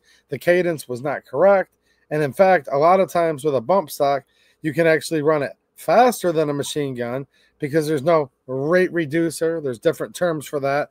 And a lot of times you actually outrun the gun and you end up with hammer follow and jam up. Actually, the cadence did not sound right. It did not sound like a bump stock whatsoever. So the fact that the judge has all of that evidence still sealed and won't let anybody see if there's actually evidence a bump stock was used in Vegas, I doubt it. That's just literally where I'm at with it. Accuracy of a firearm, making them impractical for self-defense but suited to indiscriminate offensive use. Well, hold on a minute. If it's too inaccurate for defensive use, wouldn't it also be too accurate for effective offensive use? You can't have it both ways there, kid. Though recent court decisions have made these devices federally legal, states remain free to regulate them. And in fact, about a third of states have done just that. And Michigan should join them by prohibiting these dangerous devices. Next, firearms at the state capitol. Put plainly, weapons do not belong in our democratic institutions. Over half of states currently limit the carrying of firearms in their state capitals, and the Supreme Court has repeatedly discussed the continued validity of laws like these that prohibit firearms in sensitive places like government buildings. Guns in legislative spaces are harmful to democracy. They chill First Amendment activity and allow intimidation tactics to rob others of their right to representation. These people. And in politically charged situations, they can be particularly dangerous, even leading to acts of violence. In light of all these risks, Michigan should take steps to limit firearms in its democratic spaces. And finally, ghost guns. Ghost guns are firearms that law enforcement cannot trace and that can be easily assembled from components acquired with no background check, making them tailor-made for criminal activity. The data bears this out. As these guns have become more and more available in recent years, their presence at crime scenes has increased exponentially. Thankfully, a 2022 ATF rule regulates certain ghost gun kits as firearms, making them traceable and requiring background checks. This rule was recently upheld by a 7-2 Supreme Court decision. However, whether the rule will remain in place under the current administration is uncertain, making it important for states to enact similar laws regulating ghost guns, something over a dozen states have done to date. What's up, Dale? The bill before the committee will ensure that all firearms and all ghost gun precursors are imprinted with the serial number in line with federal serialization standards. This treats ghost guns just like all other firearms, which have been required to be serialized for over 50 years. This will not only keep ghost guns out of Michigan communities, but will also ensure law enforcement can do its job of tracing crime guns and solving gun crimes. Each of these three bills are critically important to keeping our community safe, and I urge all committee members to support these pieces of legislation. Thank you. Thanks very much for your testimony on all of the bills. Are there any questions or comments from committee members? Okay, thank you so much. Up next, we'll hear from Karen Meyer, who is a Brady grassroots volunteer. Who is this? Oh, these people are. Who's this? Hello. Thank you for having us here today. Good afternoon. What's up, Dawson? Chair Chang and members of the committee. My name is Karen Meyer. I live in Shelby Township, and I've been an activist with gun violence prevention. What's up, Dawson? And thanks for the super chat. He says, tell me the FRTs are all right. Under the way this bill's written, if this becomes law, probably not, in my opinion. And this one that they're talking about, the so-called bump stock ban, it did pass the Michigan Senate committee, all right? And if it passes through the Senate and the House, keeping in mind Republicans did vote for this in the Senate last year, in my opinion, this will probably go forth and go after FRTs. That would be my opinion as of right now. This is not a law, guys. It is not passed through. It's not been sent to the House. Okay, we have to nip this in the butt because this did get voted on by the Senate just in the last session, less than a year ago, and Republicans came in and banned or voted for this ban with the Democrats. So don't forget that. All right. Very important. This could happen. I'm not saying it will. I'm hoping all my viewers will spread the word and make sure that there's enough advocacy where Republicans in the House are afraid to vote for this because they don't want to lose their reelection, right? Since the year 2000. And I'm here as a member of Brady, Michigan. And I would like to speak to Senate Bill 224, Brady. 225, 331, and 332. So starting with Senate Bill 224, we've heard about bump stocks, and we know that these devices can turn any American gathering into a war zone, that they turn semi-automatic weapons into the functional equivalent of machine guns, weapons that have been banned by Congress since the 1930s. And as we heard that they were integral in carrying out the deadliest mass shooting in our nation's history, when a gunman in Las Vegas at the Route 91 Harvest Festival used several rifles equipped with bump stocks to take 60 lives and injured more than 4. You guys do know what I'm talking about, right? The judge sealed all that evidence from that court case, and I have not seen evidence of that. I'm not going to read your full name because I don't want to dox people, but thank you, Timothy, for just leaving me a Cash App just about 15 minutes ago. It just popped through, and thank you for the support. I appreciate it, man. And you did it recently last week, too, a couple weeks ago here, it looks like. So thanks, man. I really appreciate the support. 400 others. At one point, those bump stocks allowed him to fire 90 shots in 10 seconds. See, that's a really slow rate of fire, actually. I mean, so now none of that sounded right. If you guys remember back when the whole Vegas, it sounded like coming from opposite ways. There was different reports. I could clearly hear a couple different calibers going off in close proximity. Just let me just keep playing this because this opens up a rabbit hole. I could literally rant about this whole topic for probably 2 hours straight too. That they are allowed back on the streets. As we heard, states do have the right to make laws restricting that. And now that that federal regulation is ceased, I urge this legislature to protect Michigan by ensuring that unregulated weapons, accessories do not proliferate. So we have nothing like the Las Vegas incident happen here. In support of 225, I agree that local government should have the right to protect their constituents by rejecting the armed intimidation or the threats that carrying weapons may include with that. Last year, this legislation took important action to address the growing threat by prohibiting firearms at polling places. And that was a vital step in protecting Michiganders' right to fair and free elections. And I applaud you for that. But there have been other incidences here, as those of you know, who were here in 2020 or other times when there are threats against legislators and judges. And in this age of civil disobedience and people more likely to resort to violence than in the past decades, I believe that this legislature should allow localities to protect their constituents by enacting restrictions on open carrying.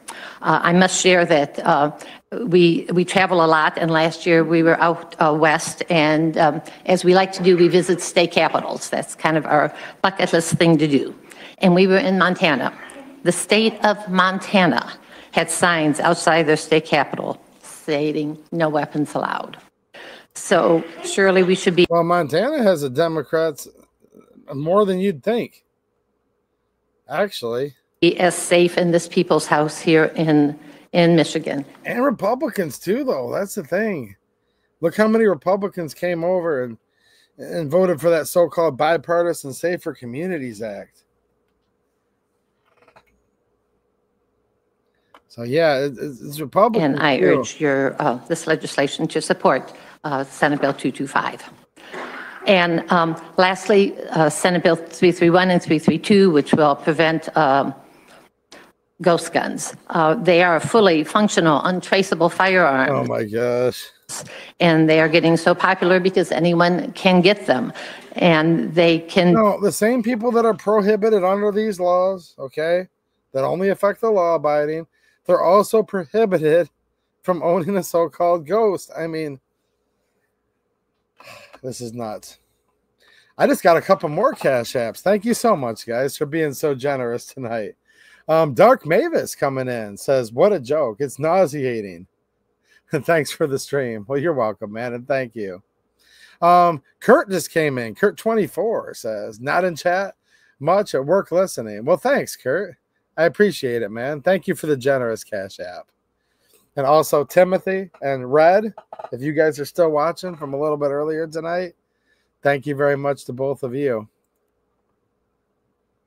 It doesn't let me put them on the screen, but DLD After Dark. Thank you, sir. I appreciate it, man.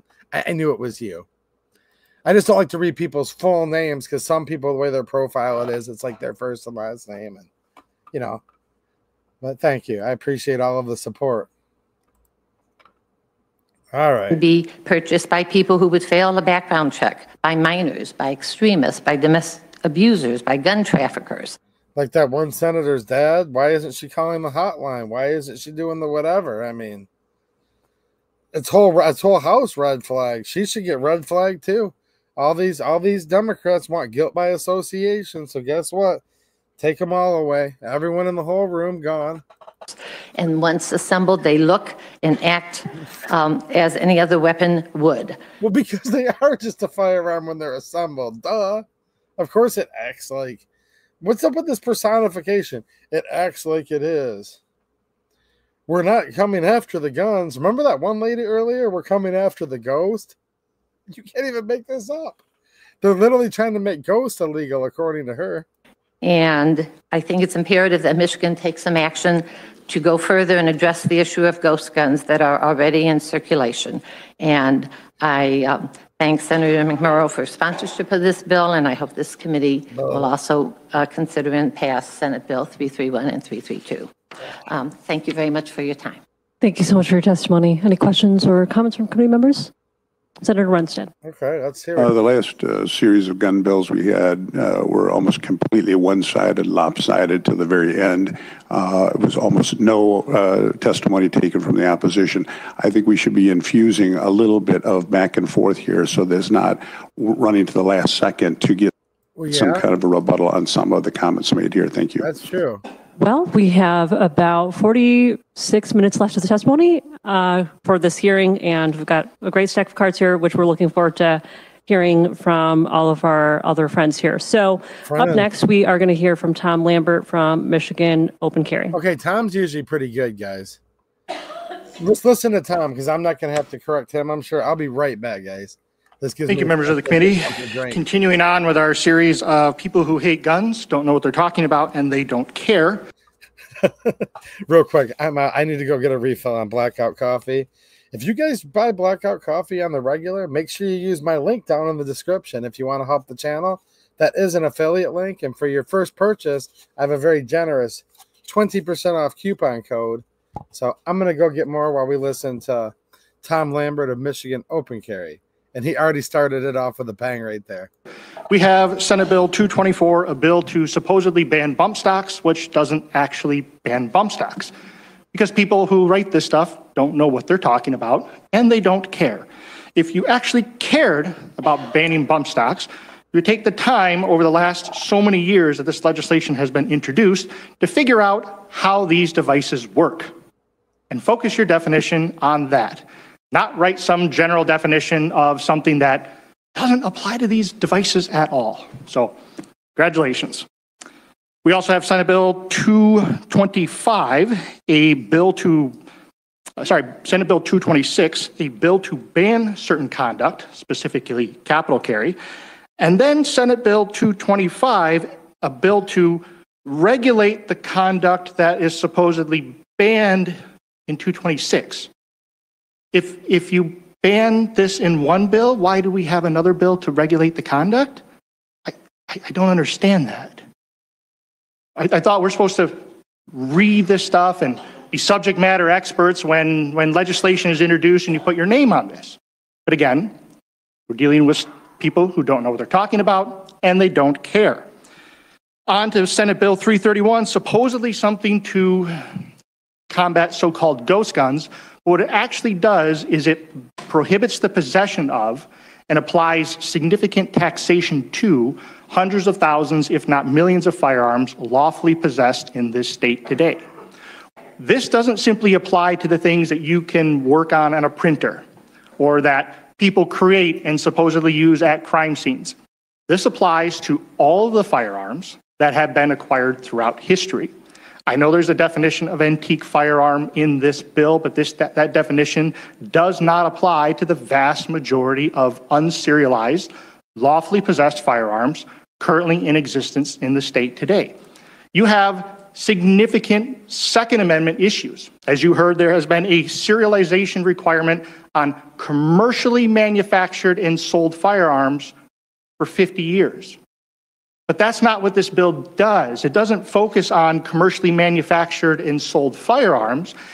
It focuses on private possession of firearms. That's a completely different animal. And in order for this to be lawful under the Bruin test, you have to have a history and tradition contemporaneous with the founding of the country. You're a couple hundred years too late to have that work here. So you have serious Second Amendment issues. You also have serious Fifth Amendment issues.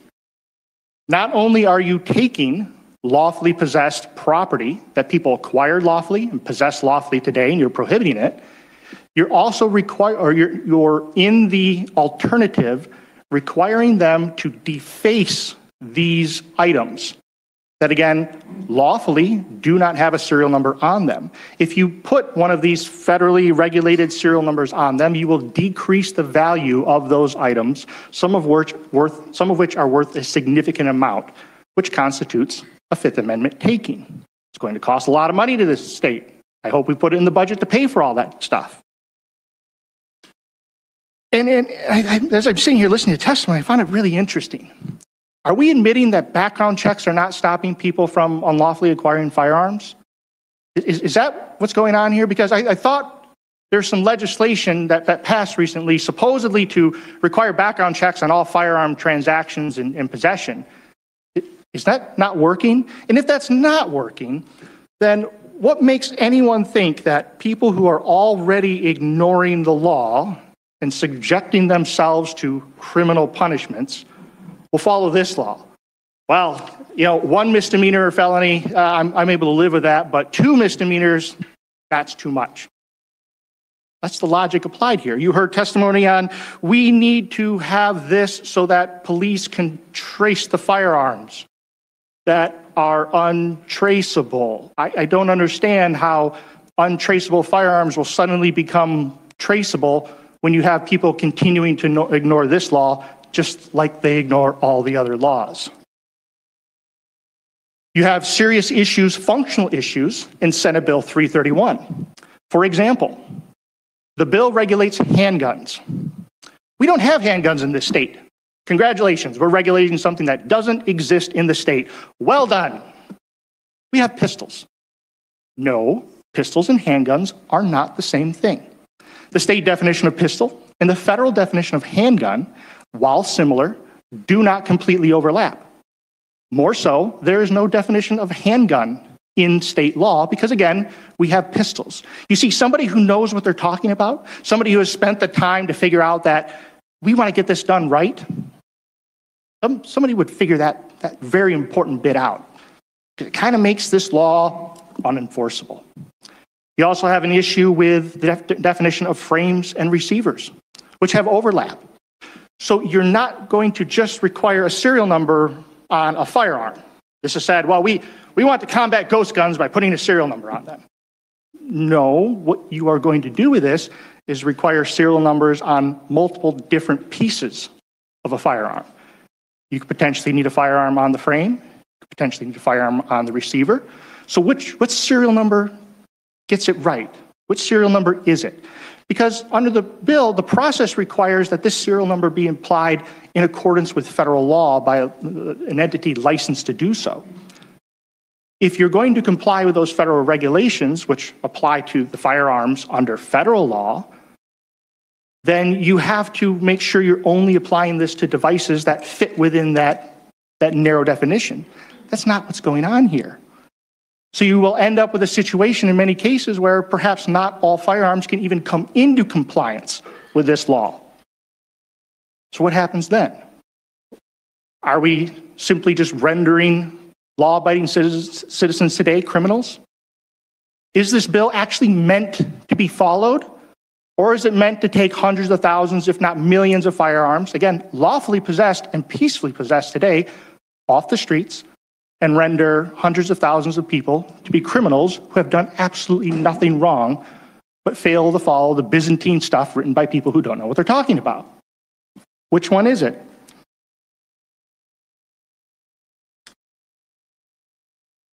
And lastly, I want to address pushing fear. We've heard a lot of comments from people here talking about things that have absolutely nothing to do with these bills. Supposedly, they're afraid, even though these bills would do absolutely nothing for any of their situations. Through the chair, to any member of this committee who claims that we are pushing fear by pointing out that these bills have nothing to do with that and allowing that junk to be put forward, you're a joke. That is my response to those people. I'm going to remind everyone in this room that we are here to have respectful dialogue and conversation about the policies before us. And so attacking motives or name calling in any direction, not acceptable in this room. Thank you. Excuse me? But the other senator just said terrible things about her own dad. Look, you can see Tom Lambert had a couple notes, bullet points, which is very smart. Notice he's the only one so far that isn't reading word for word from a script, and this has been excellent testimony so far. Should have been stopped before then. And are there any questions or comments from committee members? There's not to be demonstration. There's not to be demonstration. I'm doing the job of the chair. There's not to be a demonstration of the members of the audience to disrupt this committee. People like you. Point of order. If a member has a question, he should ask a question, not just bark at the crowd. Secondly, wait a minute. Jim Runstead, is he turning on the 2A people here? You can barely hear him because they're on. This is not my computer, guys, or internet. This is how it works when they yell into these microphones here. Wait. Is he yelling at the crowd or who's he yelling at? Can someone fill me in that maybe was there? Let me just rewind this just a second here. That was weird. These before us. And so attacking motives or name calling in any direction, not acceptable in this room. Thank you for your testimony. Should have been stopped before then. And are there any questions or comments from committee members? There's not to be demonstration. There's not to be demonstration.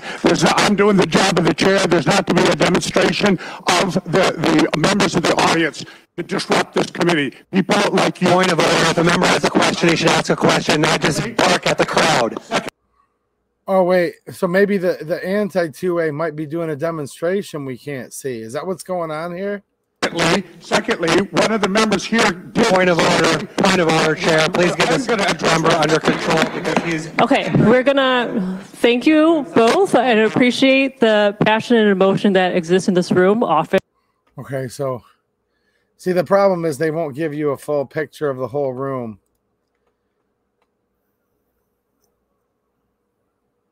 Okay, he was yelling at the Karens that were laughing. Okay, I got you now. So I'm like, who is he yelling at? I hope he wasn't yelling at Tom Lambert, which I would have been shocked. That's why I played it through a second time.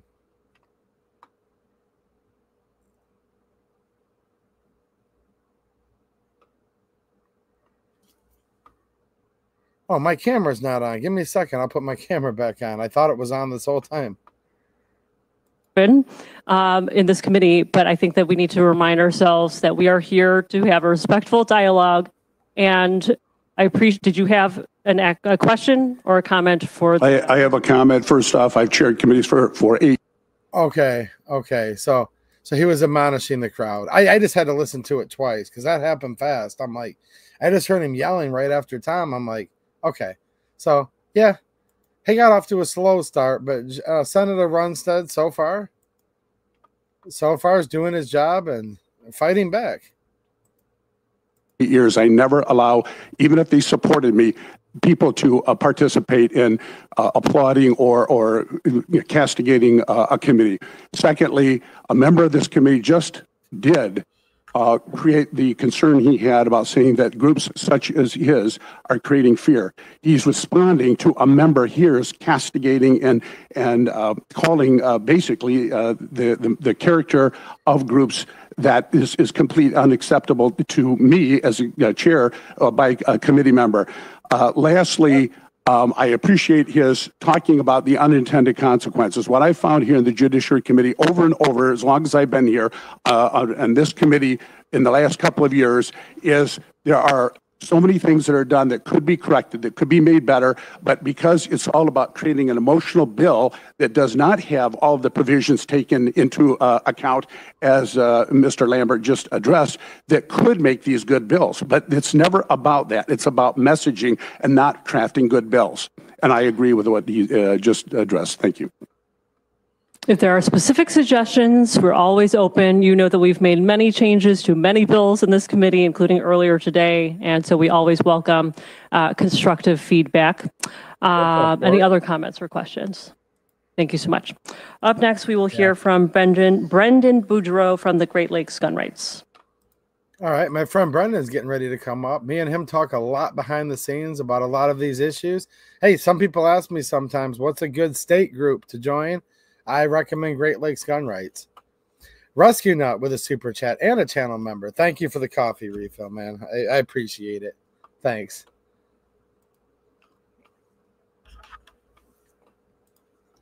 Let's see what Brendan has to say.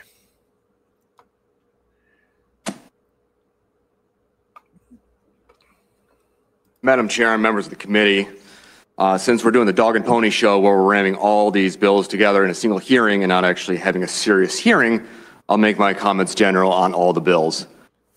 The common theme with these bills is the claim that these bills are about keeping guns out of the hands of criminals, yet what we see in these bills is actually the goal of turning as many gun owners into criminals as possible. As Mr. Lambert just referenced, there are going to be hundreds of thousands of Michiganders who are impacted by these. And we're not just talking about a slap on the wrist, we're talking about felonies. And I find it laughable that this body talks about criminal justice reform. And yet we are seriously considering here today throwing countless Michiganders who are law-abiding citizens today in jail for certain things that they lawfully own. Good point.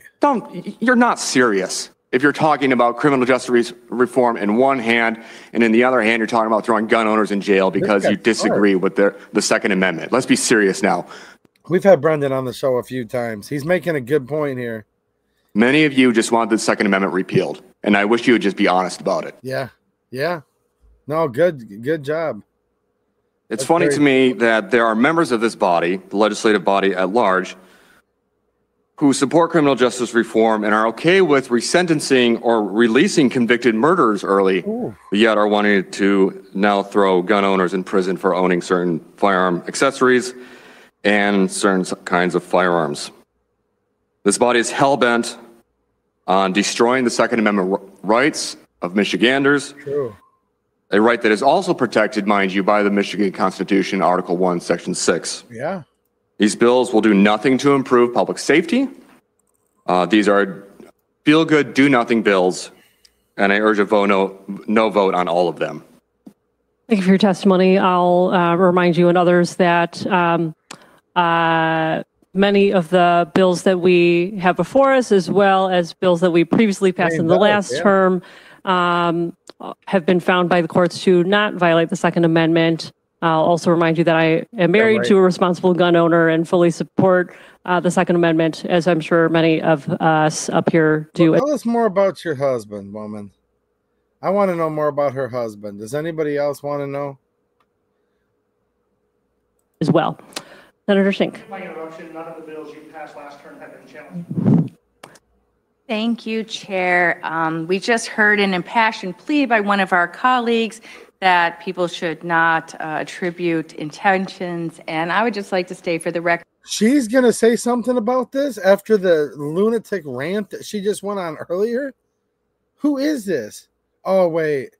She's from Ann Arbor. Oh, man. Okay. Now I'm getting it. That I am a Second Amendment supporter and that I am also a responsible gun owner. And so. Wait a minute. She owns guns? Hold on a minute. Hold on a minute. The red flag law is now for the whole house. So she just said that her dad needs red flagged, which would in turn, this is the way it's been lately, guys. It's the whole house now. Did she just say that she wants to red flag herself? Wow. This is the definition of a Mary Sue.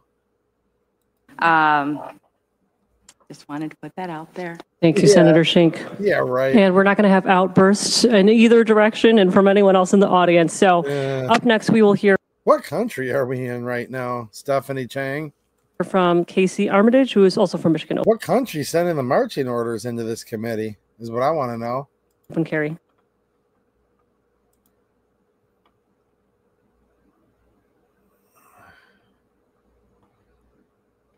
Okay, she's a good one, I think, too. Hi. Thank you for letting me speak at the hearing today. I really appreciate it. My name is Casey Armitage. I am currently the president of Michigan Open Carry. She's a good one. I am here in opposition of the bills in reference to firearms today, 224, 225, 226, 331. I think 332 is on there too.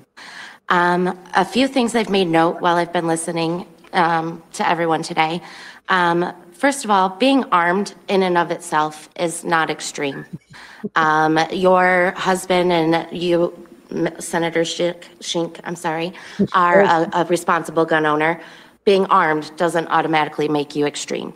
And I would really like to know when we're going to end all of this wordplay on the armed extremists, because it just doesn't exist. To the class of 2020. Yeah, she's right, and so is Runstead. The legislator that made all those false accusations of guns being pointed at her were literally proven false by the liberal Michigan State Police. I'm not saying every state policeman's a liberal, but the organization generally very far left, and they did a full investigation, okay? And that was actually proven to be false. And to the other recent classes that we've had, I'm sorry that you were failed. I'm sorry that you were failed when we took firearm education out of our schools. Sorry, not sorry. That is what started the whole track of all these bad decisions leading to all of our students being left defenseless. The answers and the solutions that you're seeking are not hidden within these bills.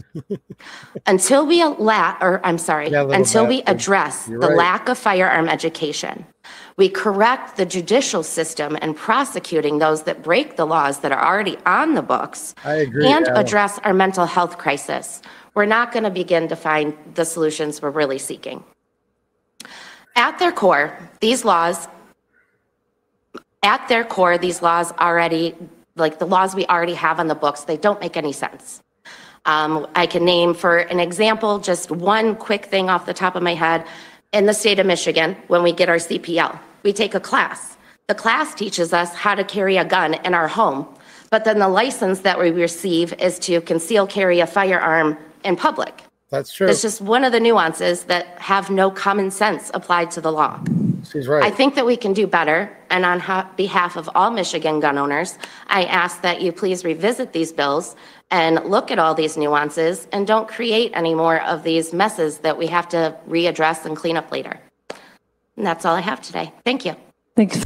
Oh, she did a good job, guys. Look, when you've got like Tom Lambert and Brendan Boudreaux coming up there, these are like professional debaters. These guys do a great job. It kind of sets a pretty steep bar. And plus, it's intimidating to be in there like that. You have to remember, 90% of the people in that room are haters. They're nasty. They're mean. These are people that, in my opinion, I'm afraid have violent tendencies in many cases, right? Some of these people are real nasty. These gun grabbers are. So, yeah, I think she did a good job with that testimony. It felt sincere. She might have stumbled a couple little words here and there, but keep in mind, it's not easy like you think to get up there like that. It's a very hostile environment to be in if you're on the Pro 2A side. For being here for your testimony. I co-sponsored Senator Bumstead's legislation. I think others up here may have as well, related to firearm education. And I believe I saw that there was some movement on a similar bill happening in the House. So thank you for bringing that up, and thank you for bringing up mental health. Of course, today we are focused on the pieces of bills that we have before us, and hopefully we can continue to have a holistic approach as we go forward. You know what that just said? This isn't enough. It's never enough. This is just where they're starting from. And then they're going to add a whole lot more. That's literally what Chang just said. Any questions or comments from committee members? Thank you so much. Up next, we will hear from Avi Racklin. Avi. Oh, wait. Is he in the chat right now?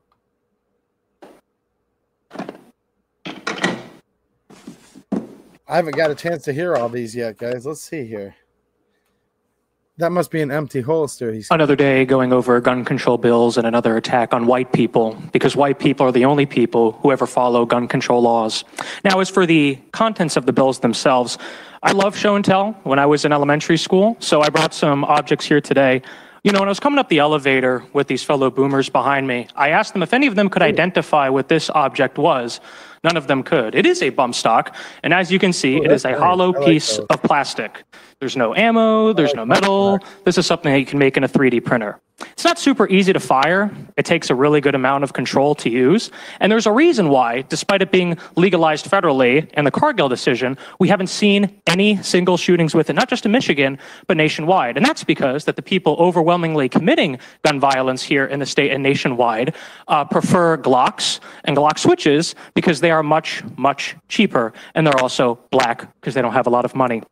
As for the unserialized firearms, the ghost guns, again, right here, Polymer 80 kit, brought this last time to committee, brought it again. Again, you can make these in a 3D printer. It's fairly easy to do. And as far as identifying... Is he taunting them? Ooh, this is getting spicy.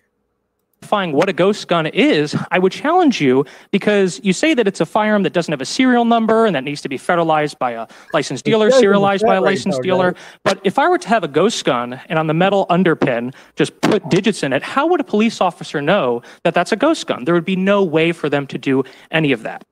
And then specifically with the carrying in the Capitol, just like I said in November, and I'll say it again, the people who carry in the Capitol and carry generally, concealed carry license holders, CPL holders, they're overwhelmingly white. And that's because our founders, both at the federal level and the state constitution, when they crafted the Second Amendment in Article 1, Section 6, it was primarily a white country. These rights were not designed for others. We can take a look at why that is. You know, the people who are committing gun violence in our communities and the solutions that this bill is trying to solve, We have a group of people with underdeveloped prefrontal cortex. And that, it's the Hennessy line. You take a look at the top of their forehead to her nose, and you see, unfortunately. Okay, we're going to move on. I'm testifying. People were able to testify uninterrupted. Committee members. I feel it's wrong that I'm being cut off by you. I am cutting you off. The N-word. And I also gavelled you the last time you were here, or maybe the second to last time. And everyone else was able to testify. Thank you for being here. We do have a question. Oh, I'm sure I'm being thanked for being here. I'm sure you love that I'm here. I have a comment. Your despicable, disgusting racism, saying that this, you're a boomer. This only applies to white people. How ridiculous! You have to know how stupid that comment. Who's following the gun control laws in Chicago? All right, we're going to move on. Who's following the gun control laws? Okay. Up next, we are going to hear from Nick Bougie. Bobby, you can leave the testimony. You know what? I'm right. You can call me many things, but you can't call me wrong. We're going to hear from Nick Bougie. Huh. Wow. That was an interesting testimony for sure.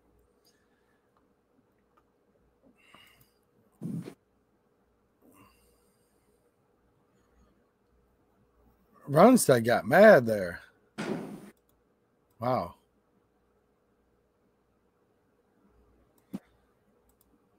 All right. Thank you, Madam. I mean, that is true, though. The founding fathers did set it up for white men to run the country. Like, that wasn't factually wrong what he said there. It literally wasn't. Like, provably, if you look in Reconstruction with a 3/5 compromise, that actually proves that was the precedent. So I don't know. I mean, I didn't hear anything inaccurate from a historical standpoint.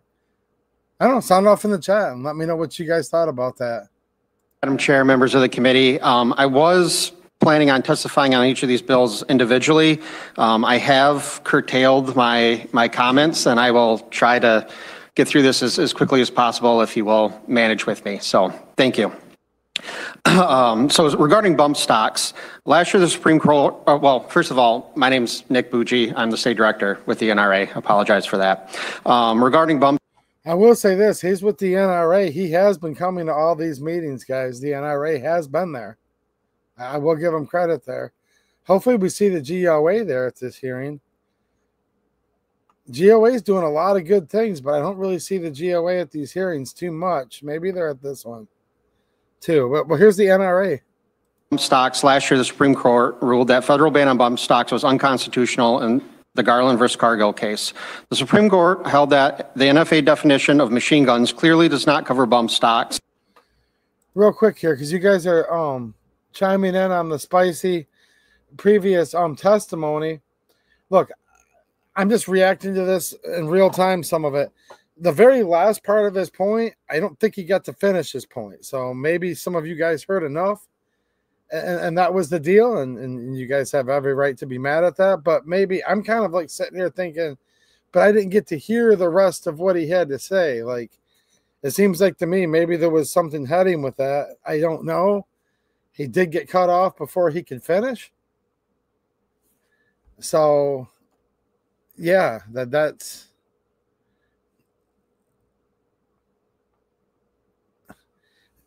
The problem is this, guys. Look. Some of you guys in the chat like the previous speaker's speech. I can tell by reading it. Some of the people in the chat are appalled by his speech. Okay. But when you stifle it and don't let him actually finish what he's saying, there's people that are still trying to figure out where he was heading with that at the end that never got to hear the full context.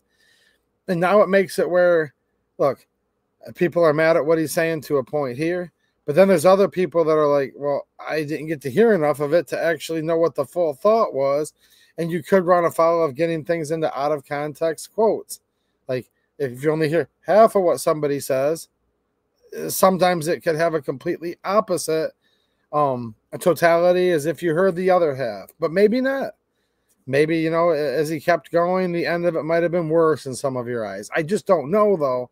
And that's the only point I'm bringing up. When they censor and when they shut people down, then you don't get to hear the thing. And then all of that aside, okay, whether you guys are clapping and cheering for what he said or whether you're sitting there saying that was you know, that I'm repulsed by it. Some of you are saying this didn't help our cause. Okay, and those are all opinions you guys can have. But here's the problem, though. The freedom of speech being protected by the First Amendment. It's not there to protect popular speech. Because if everybody agrees with what you have to say, you don't need the government to step in and protect that. The reason the First Amendment exists for the freedom of speech is for speech that's considered on the edge by some people, that is considered repulsive by some people, that is considered edgy. So at the end of the day, okay, I was listening to it, digesting some of that previous testimony, and I'm like, well, look, like some of the things that might have sounded very racial to some. I'm like, well, hold on, though. I actually listened to it. The founding fathers did clearly set up the country where the white man would be the citizens of that country. I mean, that just happened. Some people might hate that. And if you do, then I guess you hate what the country was founded on. If you like it, you like what the country was founded on. Maybe some of you are like, well, I don't like that part of the founding, but I like the others. There's going to be a whole spectrum on this. But at the end of the day, that part was actually true. I started to hear him talk about portions of the brain and the shape of the head, essentially, I think I heard. This is a topic I'm not an expert about, okay? And I wanted to see where it was going because maybe I could have learned more tonight about that, and I didn't get to hear all of it. So my final take is this. Censorship by the government. He wasn't inciting a riot. I didn't hear any direct calls to action against anybody. I didn't hear one word uttered. And just remember, guys, no matter how much you liked or hated what was said, is besides the point I'm making right now. I did not hear anything there that violated the First Amendment, that the Supreme Court has ruled on that's outside of the First Amendment or anything like that. So that's where I'm at. This is a Second Amendment channel. But now we see the freedom of speech coming into play here because we heard those Democrat senators from the very beginning saying we've already banned signs in the Capitol. I'm like, oh, so they're bragging that they've gone after the First Amendment, and now they're going to go after the Second Amendment. We heard him shut down mid-sentence, and I don't like censorship by the government, period. The court determined that two things.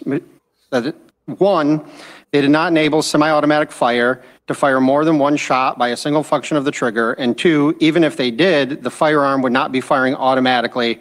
Rather, the court explained that a bump stock merely reduces the amount of time that elapses between separate functions of the trigger. Right. Moreover, it is already illegal under federal and state law for anyone without a proper permit and license to modify a semi-automatic weapon to fire multiple bullets with a single pull of the trigger. Additionally, commonly performed trigger modifications used in a wide array of legal activities, including shooting sports, hunting, and self-defense, could make an otherwise law-abiding individual susceptible to legal liability. Regarding ghost gun laws have been signed into law in several states and have failed to have any significant impact on criminal activity. Because of this, the NRA and our members urge you to oppose this legislation as it will only serve as another burden on law-abiding gun owners. The ambiguous term ghost guns attempts to restrict the gun, or it is an attempt to restrict the gun owners and law-abiding citizens. First, this guy's pretty scripted, but everything he's saying in his speech is actually correct. These are good points he's bringing up. First and foremost, a prohibited individual is prohibited from owning a firearm regardless of how that firearm was made. This means that whether that possessed firearm was manufactured in a factory or made through a kit, it does not change the fact that possession of that firearm by a prohibited individual is a criminal act. This bill seeks to implement failed policies that require serialization of firearm parts in Michigan. This policy ignores aspects of the firearm ownership, such as the necessity of replacing broken or malfunctioning parts on a firearm. That's true. Good point. That's a good point he just brought up. Keep in mind, this so-called ghost gun ban, this doesn't just ban the obvious, like the P80 and these different kits and stuff, which, by the way, those should not be banned as well. I'm saying, like, look, it's not just that, like the real obvious stuff that you think it's about. Just trying to replace simple parts on your worn out firearm could have to go through an arduous serialization process and or make you criminalized if you can't keep up with all the ways. And in some cases, some of these parts may actually not be feasible, and I would even argue impossible to be able to comply with, therefore just outlawing certain swaths of firearms in existence, ruining the value of people's collections, etc. Unreasonable to request that law-abiding citizens identify and contact a willing FFL, obtain a serial number, pay to have that imprinted, and complete other background checks for property they already own every time they repair or replace critical parts to a firearm. This cumbersome policy is yet another tax on gun owners and will overburden the state and local police agencies tasked with monitoring these records. The bill also does not empower any Michigan official to mark or serialize firearms or to authorize the marking or serialization of firearms. Instead, it defines a valid serial number as a serial number that has been imprinted by a person authorized to serialize firearms in accordance with federal law. However, it does not actually say the serial number has to have been assigned in accordance with federal law, only that the person imprinting it has to be authorized by federal law. This bill is much stricter than... Hey, some of you guys want to know more of Avi's thoughts? He's over on X, so he has a lot to say over there. You guys may or may not agree with what he has to say. I suspect some of you will not agree with what he has to say. Some of you may, but that's where he's at. If you guys want to see what he has to say on about a lot of things.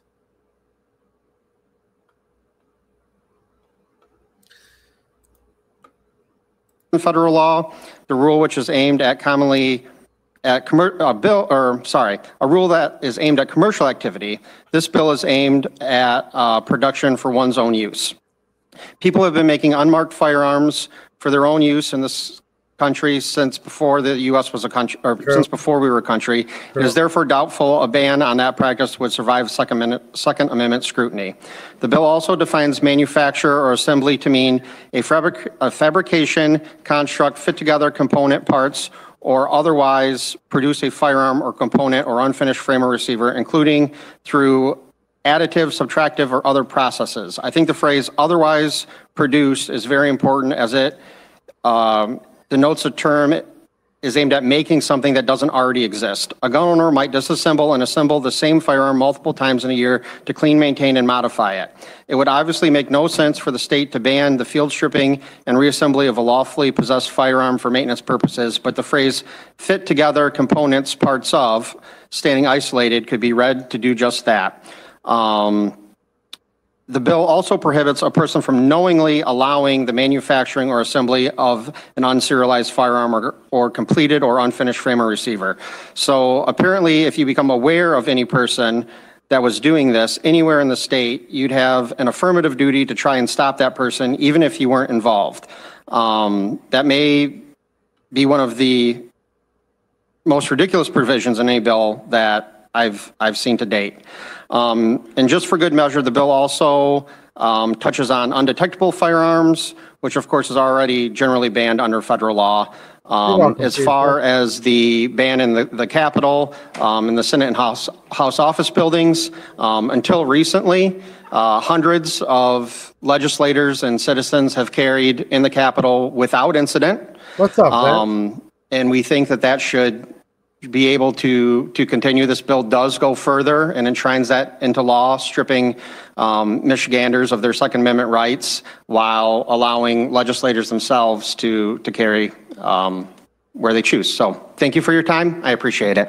Thank you for your testimony. Senator Runstead. Yes. I just wanted to comment that many of the issues you raised with the bills pertaining to the serial numbers is a kind of example of where, had individuals like you been consulted to make sure that the language is legal, that it makes sense, would have been.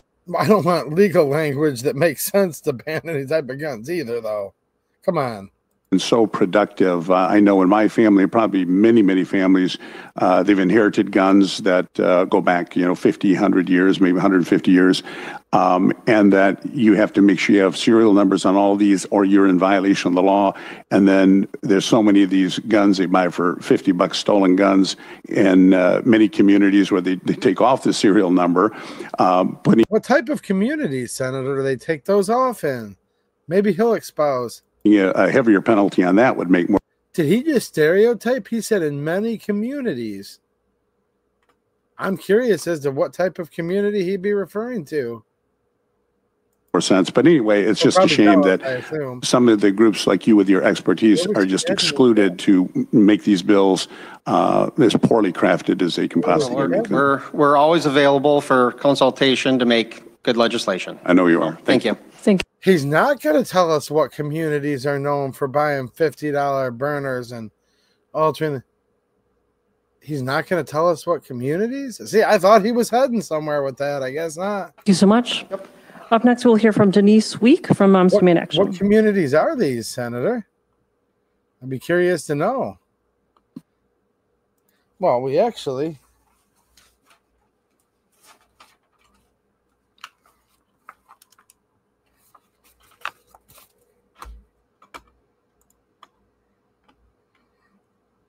I mean...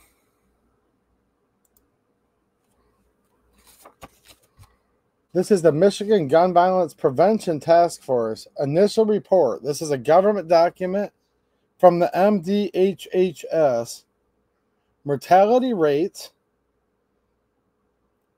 okay, for the leading cause of death in Michigan, age 1 through 19. I didn't make this, guys. I'm just saying this is the official chart by the MDHHS, the liberal Democrat MDHHS, see? I mean, so since the senator didn't, I don't know where he was heading with that. That was kind of a bit strange.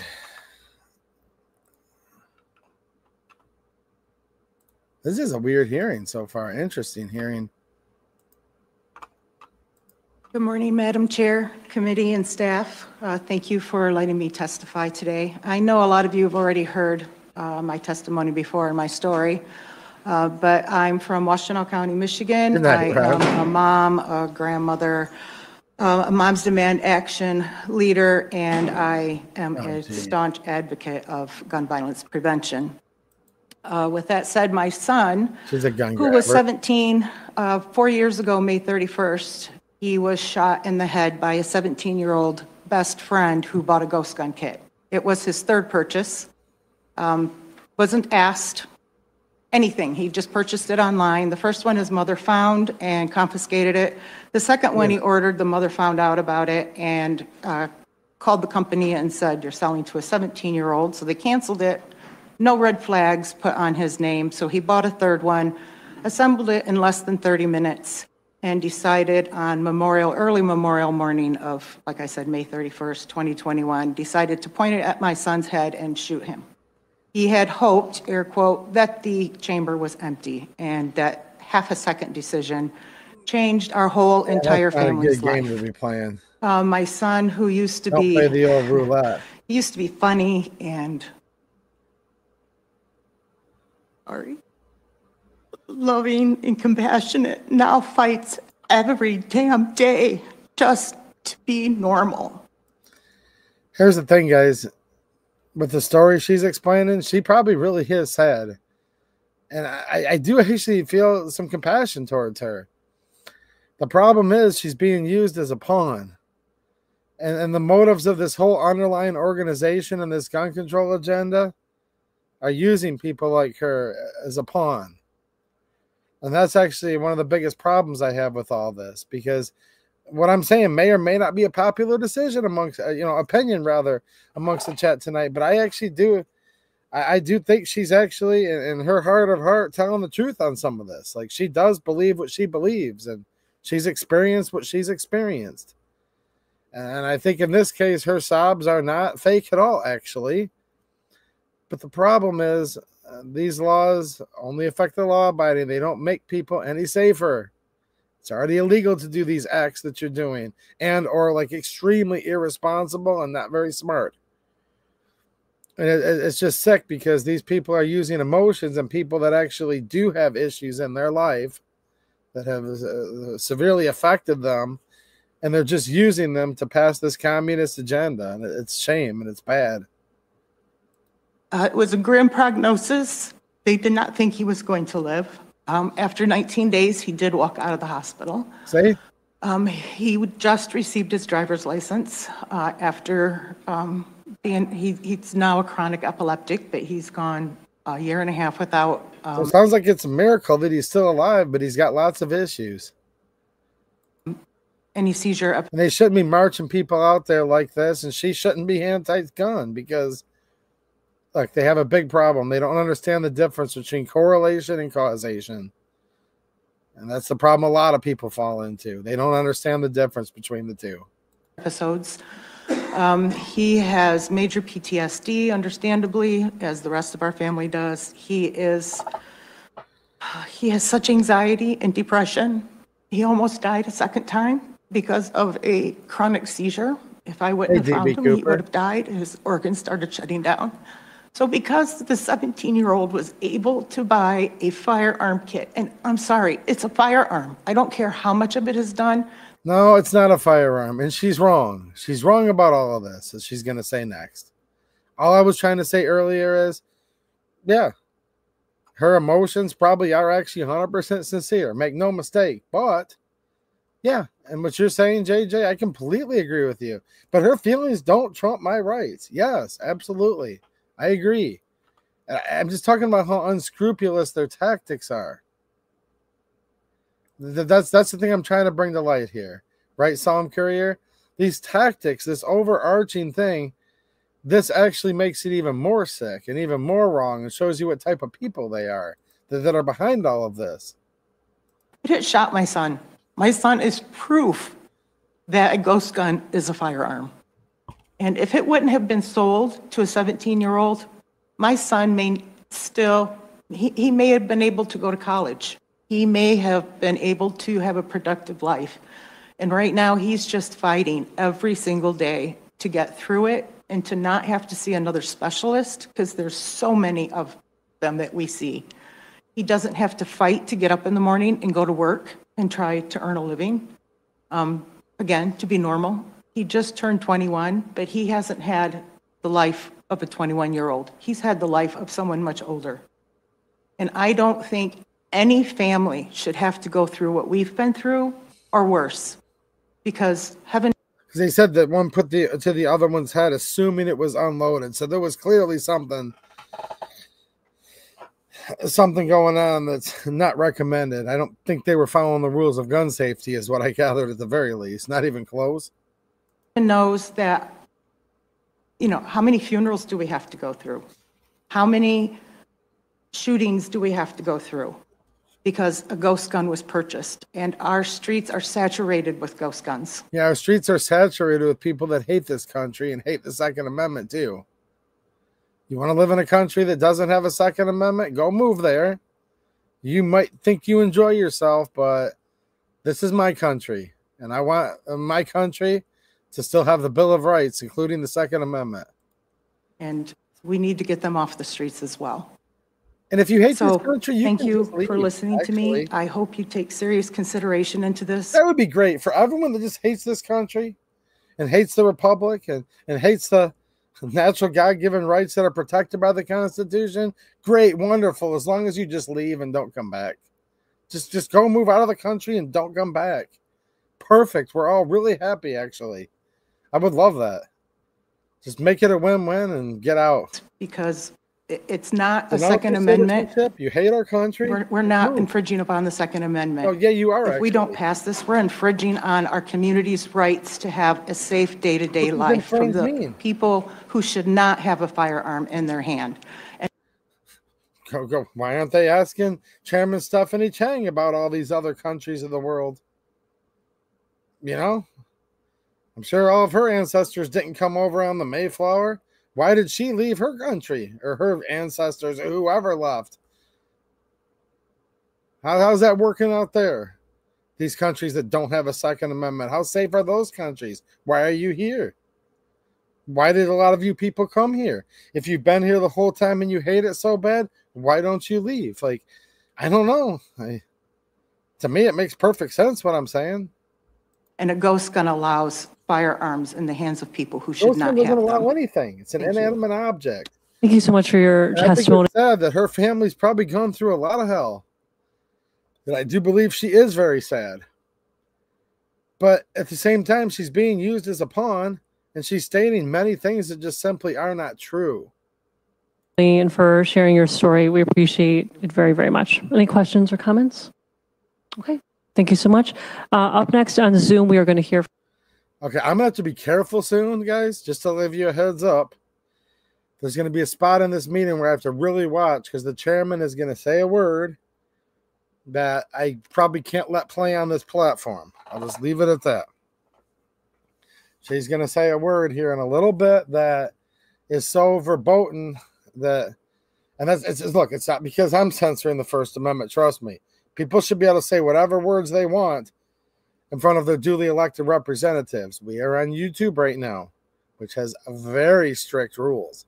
So I'm going to try to have to do some fancy shuffling of this in just a second here to keep the stream from potentially getting nuked to high heaven and back because of something that she's about to say.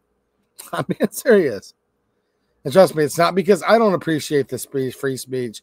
I truly do. It's just like they literally can just take a stream and go poof. And they've done it to this channel several times before. From Steve Lindley from Giffords. And I know that we had previously planned to have you testify and also show a few videos, but we are running a bit out of time. So if you could just testify, that would be great. Good afternoon, Chairwoman and committee members. My name is... Do you notice they all have the same blurred out background? Literally. Steve Lindley. I'm a 28-year law enforcement veteran and former chief of the California Department of Justice Bureau of Firearms. I'm here on behalf of Brady United and in support of Senate Bill 224. Brady is one of America's oldest gun violence prevention groups, and each year more than 120,000 Americans are victims of gun violence and more than 40,000 are killed. Bump stocks pose a unique and real threat to our society. I agree, guys. The threat these deadly devices pose can turn any gathering. By the way, I disagree with everything that previous woman said. I think you guys know that. I'm reading the chat here. I'm just saying that it's a shame because they're using people that are under emotional distress. They're using them as pawns, right? And I literally, everything she said did not make much sense or have a whole lot of merit other than that I said she probably genuinely is sad. That I bet is true. Whether it's a concert, a parade, or a community festival, into a war zone. Look at this Put guy. simply, bump stocks make semi-automatic firearms operate like machine guns. Specifically, bump stocks affixed to rifles generate automatic fire and are designed to circumvent and evade federal firearm regulations to increase rates of fire and to increase the number of victims.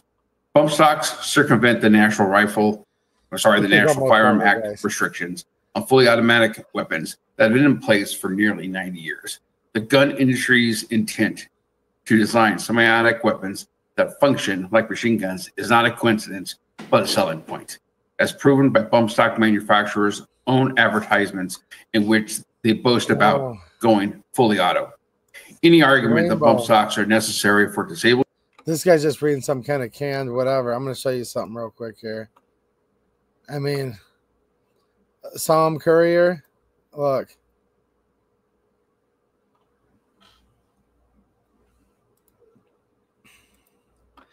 You talk about how they were able to ruin the color spectrum. Yeah, I know. Actually, let me find this here. The Senator Chang, the committee chairman. I mean, that's her homepage. This isn't like her personal page either, guys. This is her official Michigan senator. This is the official Senator Chang page here. And yeah.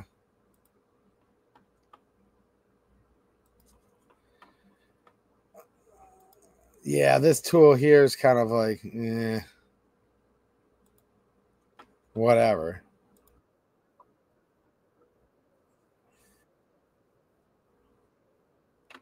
In direct conflict with the fact that no civilian needs to be able to shoot hundreds of rounds of automatic fire for any of those activities. Indeed, the manufacturers of bump stocks admit that the real purpose of bump stocks was to give shooters the fully automatic experience without having to comply with the National Firearms Act. Likewise, multi-burst trigger activators such as binary triggers and force reset triggers are at best toys that provide the end user with a machine gun experience with immense lethality. As people of Las Vegas, Nevada experienced on October 1st, 2017, one man literally rained down bullets on the Route 91 Harvest Festival using rifles equipped with bump stocks, killing 60 people and injuring over 400.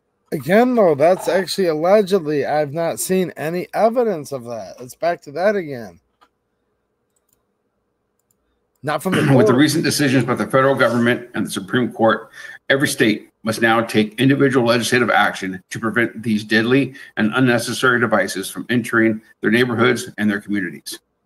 These devices have no place in our modern society. Thank you, and I ask for your support on Senate Bill 224. Thank you, Steve, for your testimony. Okay, this is coming up here in 1 second, guys. Just give me 1 minute. I hate that I have to do this. Yeah, he's reading and doing a very poor job. The chairman's about to say a word here that it can't be played on this platform, and it is not my rules, trust me.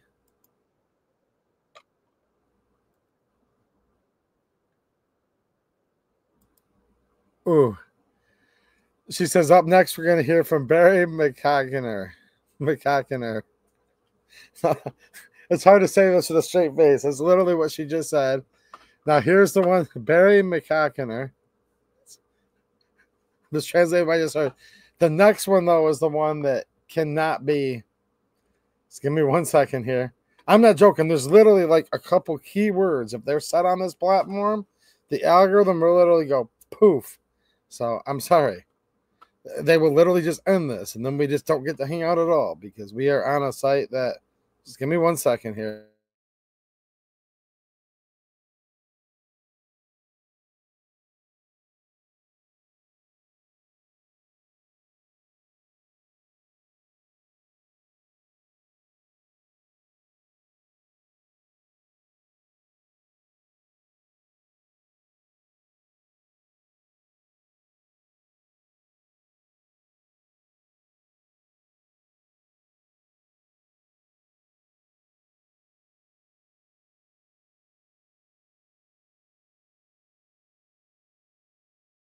All right, I skipped the one that will literally get you nuked, like guaranteed, no matter what. That was skipped. But let's add it back to the stage. Unlike Locals or Rumble, absolutely. Absolutely. The first one she says is Barry McCockiner. That's literally what she said, not me. I don't say this. The chairman just said, is Barry McCockiner here? Then there's the other one that you can't say even once. All right. If you do, they will kick it off.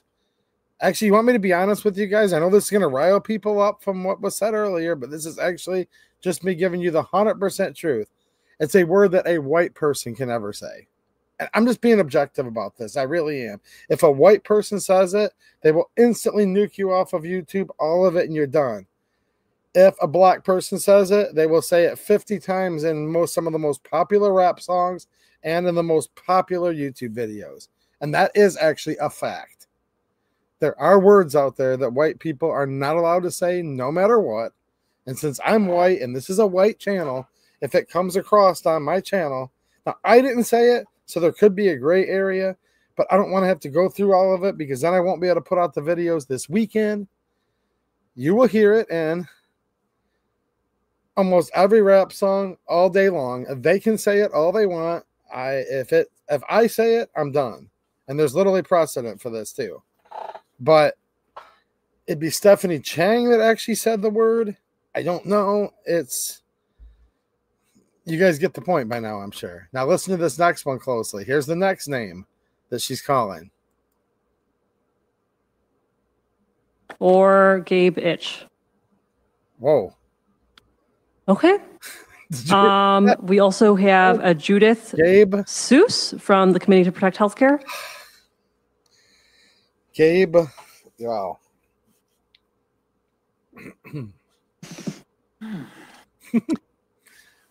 Chairwoman, committee members, thank you for discussing this very important issue. I am Judy Seuss, Dr. Judy Seuss. And as a family practice physician, a mother, and a grandmother, I just want to remind all of you that deaths and serious permanent injuries from firearm violence are now a public health epidemic. It's a word that white people aren't allowed to say. Ghost guns and bump stocks increase the lethality and the number of unregistered. To make it clear, guys, I'm a free speech absolutist. I'll say whatever I want. It's just you can't physically do it on this platform or they'll poof you. That's all I'm saying. There's a big difference between the two. Guns in our community. So please support the bills that would decrease the availability of those gizmos. Thank you so much. Any questions or comments from committee members? Did she just say get rid of the gizmos? I think that is all of the testimony that we had. We do have some testimony cards to read in. I think we have some time if we read quickly. Do my best. Regarding Senate Bill 225, 226, 222, 223, 331, 332. Dr. Ansous in support. Okay, this is basically the end of it. Wow. So, as it always is, every time the Pro 2A side literally won every argument, used logic, facts, and there's not really a whole lot to debate about that, but that doesn't really matter because at the end of the day, they use emotion. These people that you just saw are senators. And whether it's gizmos, whether it's whatever, it doesn't even matter at the end of the day. But keep this in mind. I'm going to conclude with this because it has been a long stream. These just passed the committee. Here, hold on. Actually, let me show this real quick. I'll tell you it did, but we've gone this far. You guys want to watch the vote? Let's watch the vote. They did pass the committee. They have not been voted at the Senate at large yet. However, the so-called bump stock ban bill literally passed in the last session. It's just the House walked out before the House could take it up. Republicans did vote for this last session in the Senate. Rumor was there was some Republicans in the House that were going to also vote for it. I think with enough pressure, this could be stopped in the Republican-controlled House. But we have to put one foot in front of the other. I just want to nip this in the butt right away. Does that make sense? It's no such thing as getting on this too early because the other side's on it trying to get it to pass. I will pull this up just so we can hear the final vote because we've gone this far.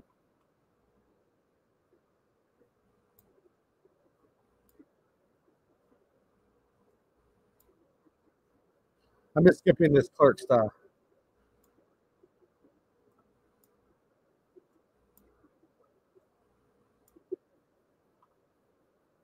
Okay, let me get to this part. You guys can hear the vote because we went this far. I just don't want to hear the clerk read stuff at nauseum for... It's getting kind of late. But here, I'm going to pull this right back up for you so you guys can hear the vote because we did watch this whole thing. It's like, dude, we don't get to hear the vote. Well, let's listen to it here. Because you're going to hear them, how fast they rifle this stuff through so fast. 331 and 332, and that is all the cards, Madam Chair. We're going to have to bring you an award next week. Thank you so much for reading in all of those cards. I'll now entertain a motion to report Senate Bill 225 to the floor with recommendation that it pass. Motion made by Senator Schenck. Will the clerk please call the question? Chair Chang. Yes. Senator Schenck. Senator Voino. Senator Irwin. Senator Santana. Senator Runstead. Senator Johnson.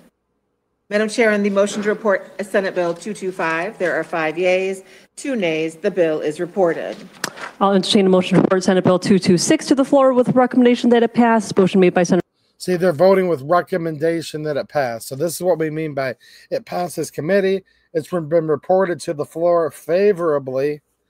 And if it gets taken up as a calendar item on the Senate floor, now it's eligible to be voted on in the Senate floor.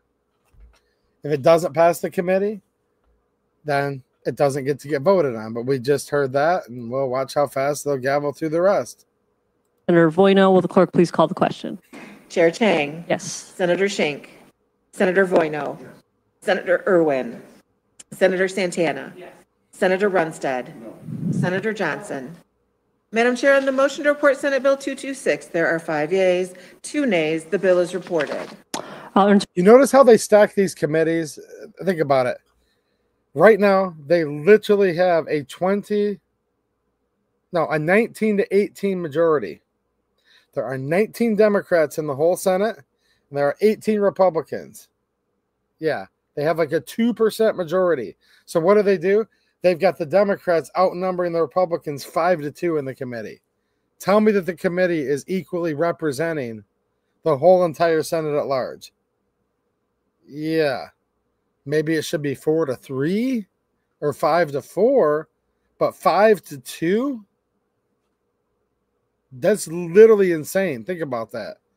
The Senate does not control by that high of a ratio that you're seeing represented here in this committee. Entertain a motion to report Senate Bill 224 to the floor with the recommendation that it pass. See, some of you thought they skipped 224. She's just going out of order.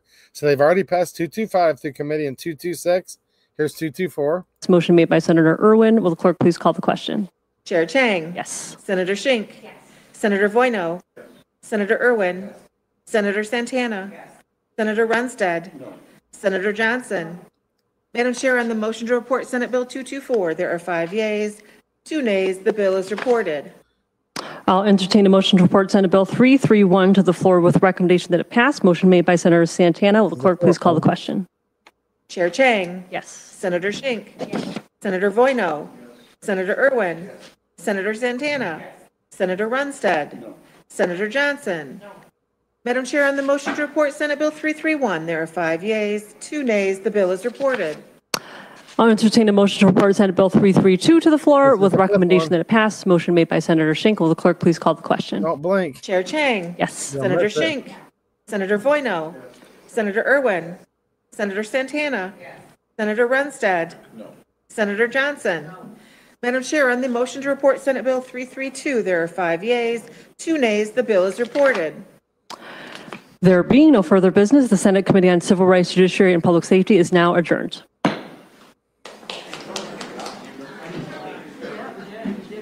you go. And that is that. All right, well, you just saw it. That is how 5 gun control bills are testified for and against. We saw both sides of it tonight through the Michigan Senate. It did pass on a 5-2 margin, all 5 bills out of the committee. And now it has to go to the Senate House floor, where I would note it did pass the Senate in the last session with 3 Republicans coming over with the Democrats by literally nothing, just one step short of a miracle is what it comes down to. The House could not finish session during the very, very end of the lame duck session due to all of the House Republicans and 1 Democrat, Karen Whitsett, walking out. A quorum was not present. We reported on that extensively here. If it was not for that, I believe we would have some of this stuff into law. We will see what happens this time with Michigan House Republicans having a narrow majority. And whereas most of your Republicans in the House are going to vote against this one more time, most of them are, but it only takes a couple to come over with the Democrats, and this stuff could very feasibly pass, and the governor would sign it no matter what. So in conclusion, I'm not telling you that this stuff's law. No, I'm not. And I'm not going to tell you there's no chance it could become law, because that would be naive to say that. I think it's in flux right now, where if this does get passed in the whole of the Senate, there's a good chance this could get stopped in the House if and only if enough people advocate for that. Because at the end of the day, you're going to have some staunch Second Amendment defenders in that Michigan House, and then you're going to have another group that just simply wants to get reelected. You're going to have to let them know that their reelection could be on the line if they don't, and that might be what it takes. Let's let them know that it's actually an issue that people care about. So get a hold of your Michigan senators and tell them to vote no on Senate bills. If they come up for vote, they've not come up for vote in the House yet, but we need to get on this early. Senate bills 224, 225, 226, Senate Bills 331 and 332. This is the Michigan Senate. So you're not going to call Gary Peters on this. You're not going to call Alyssa Slotkin on this. Those are not your Michigan senators.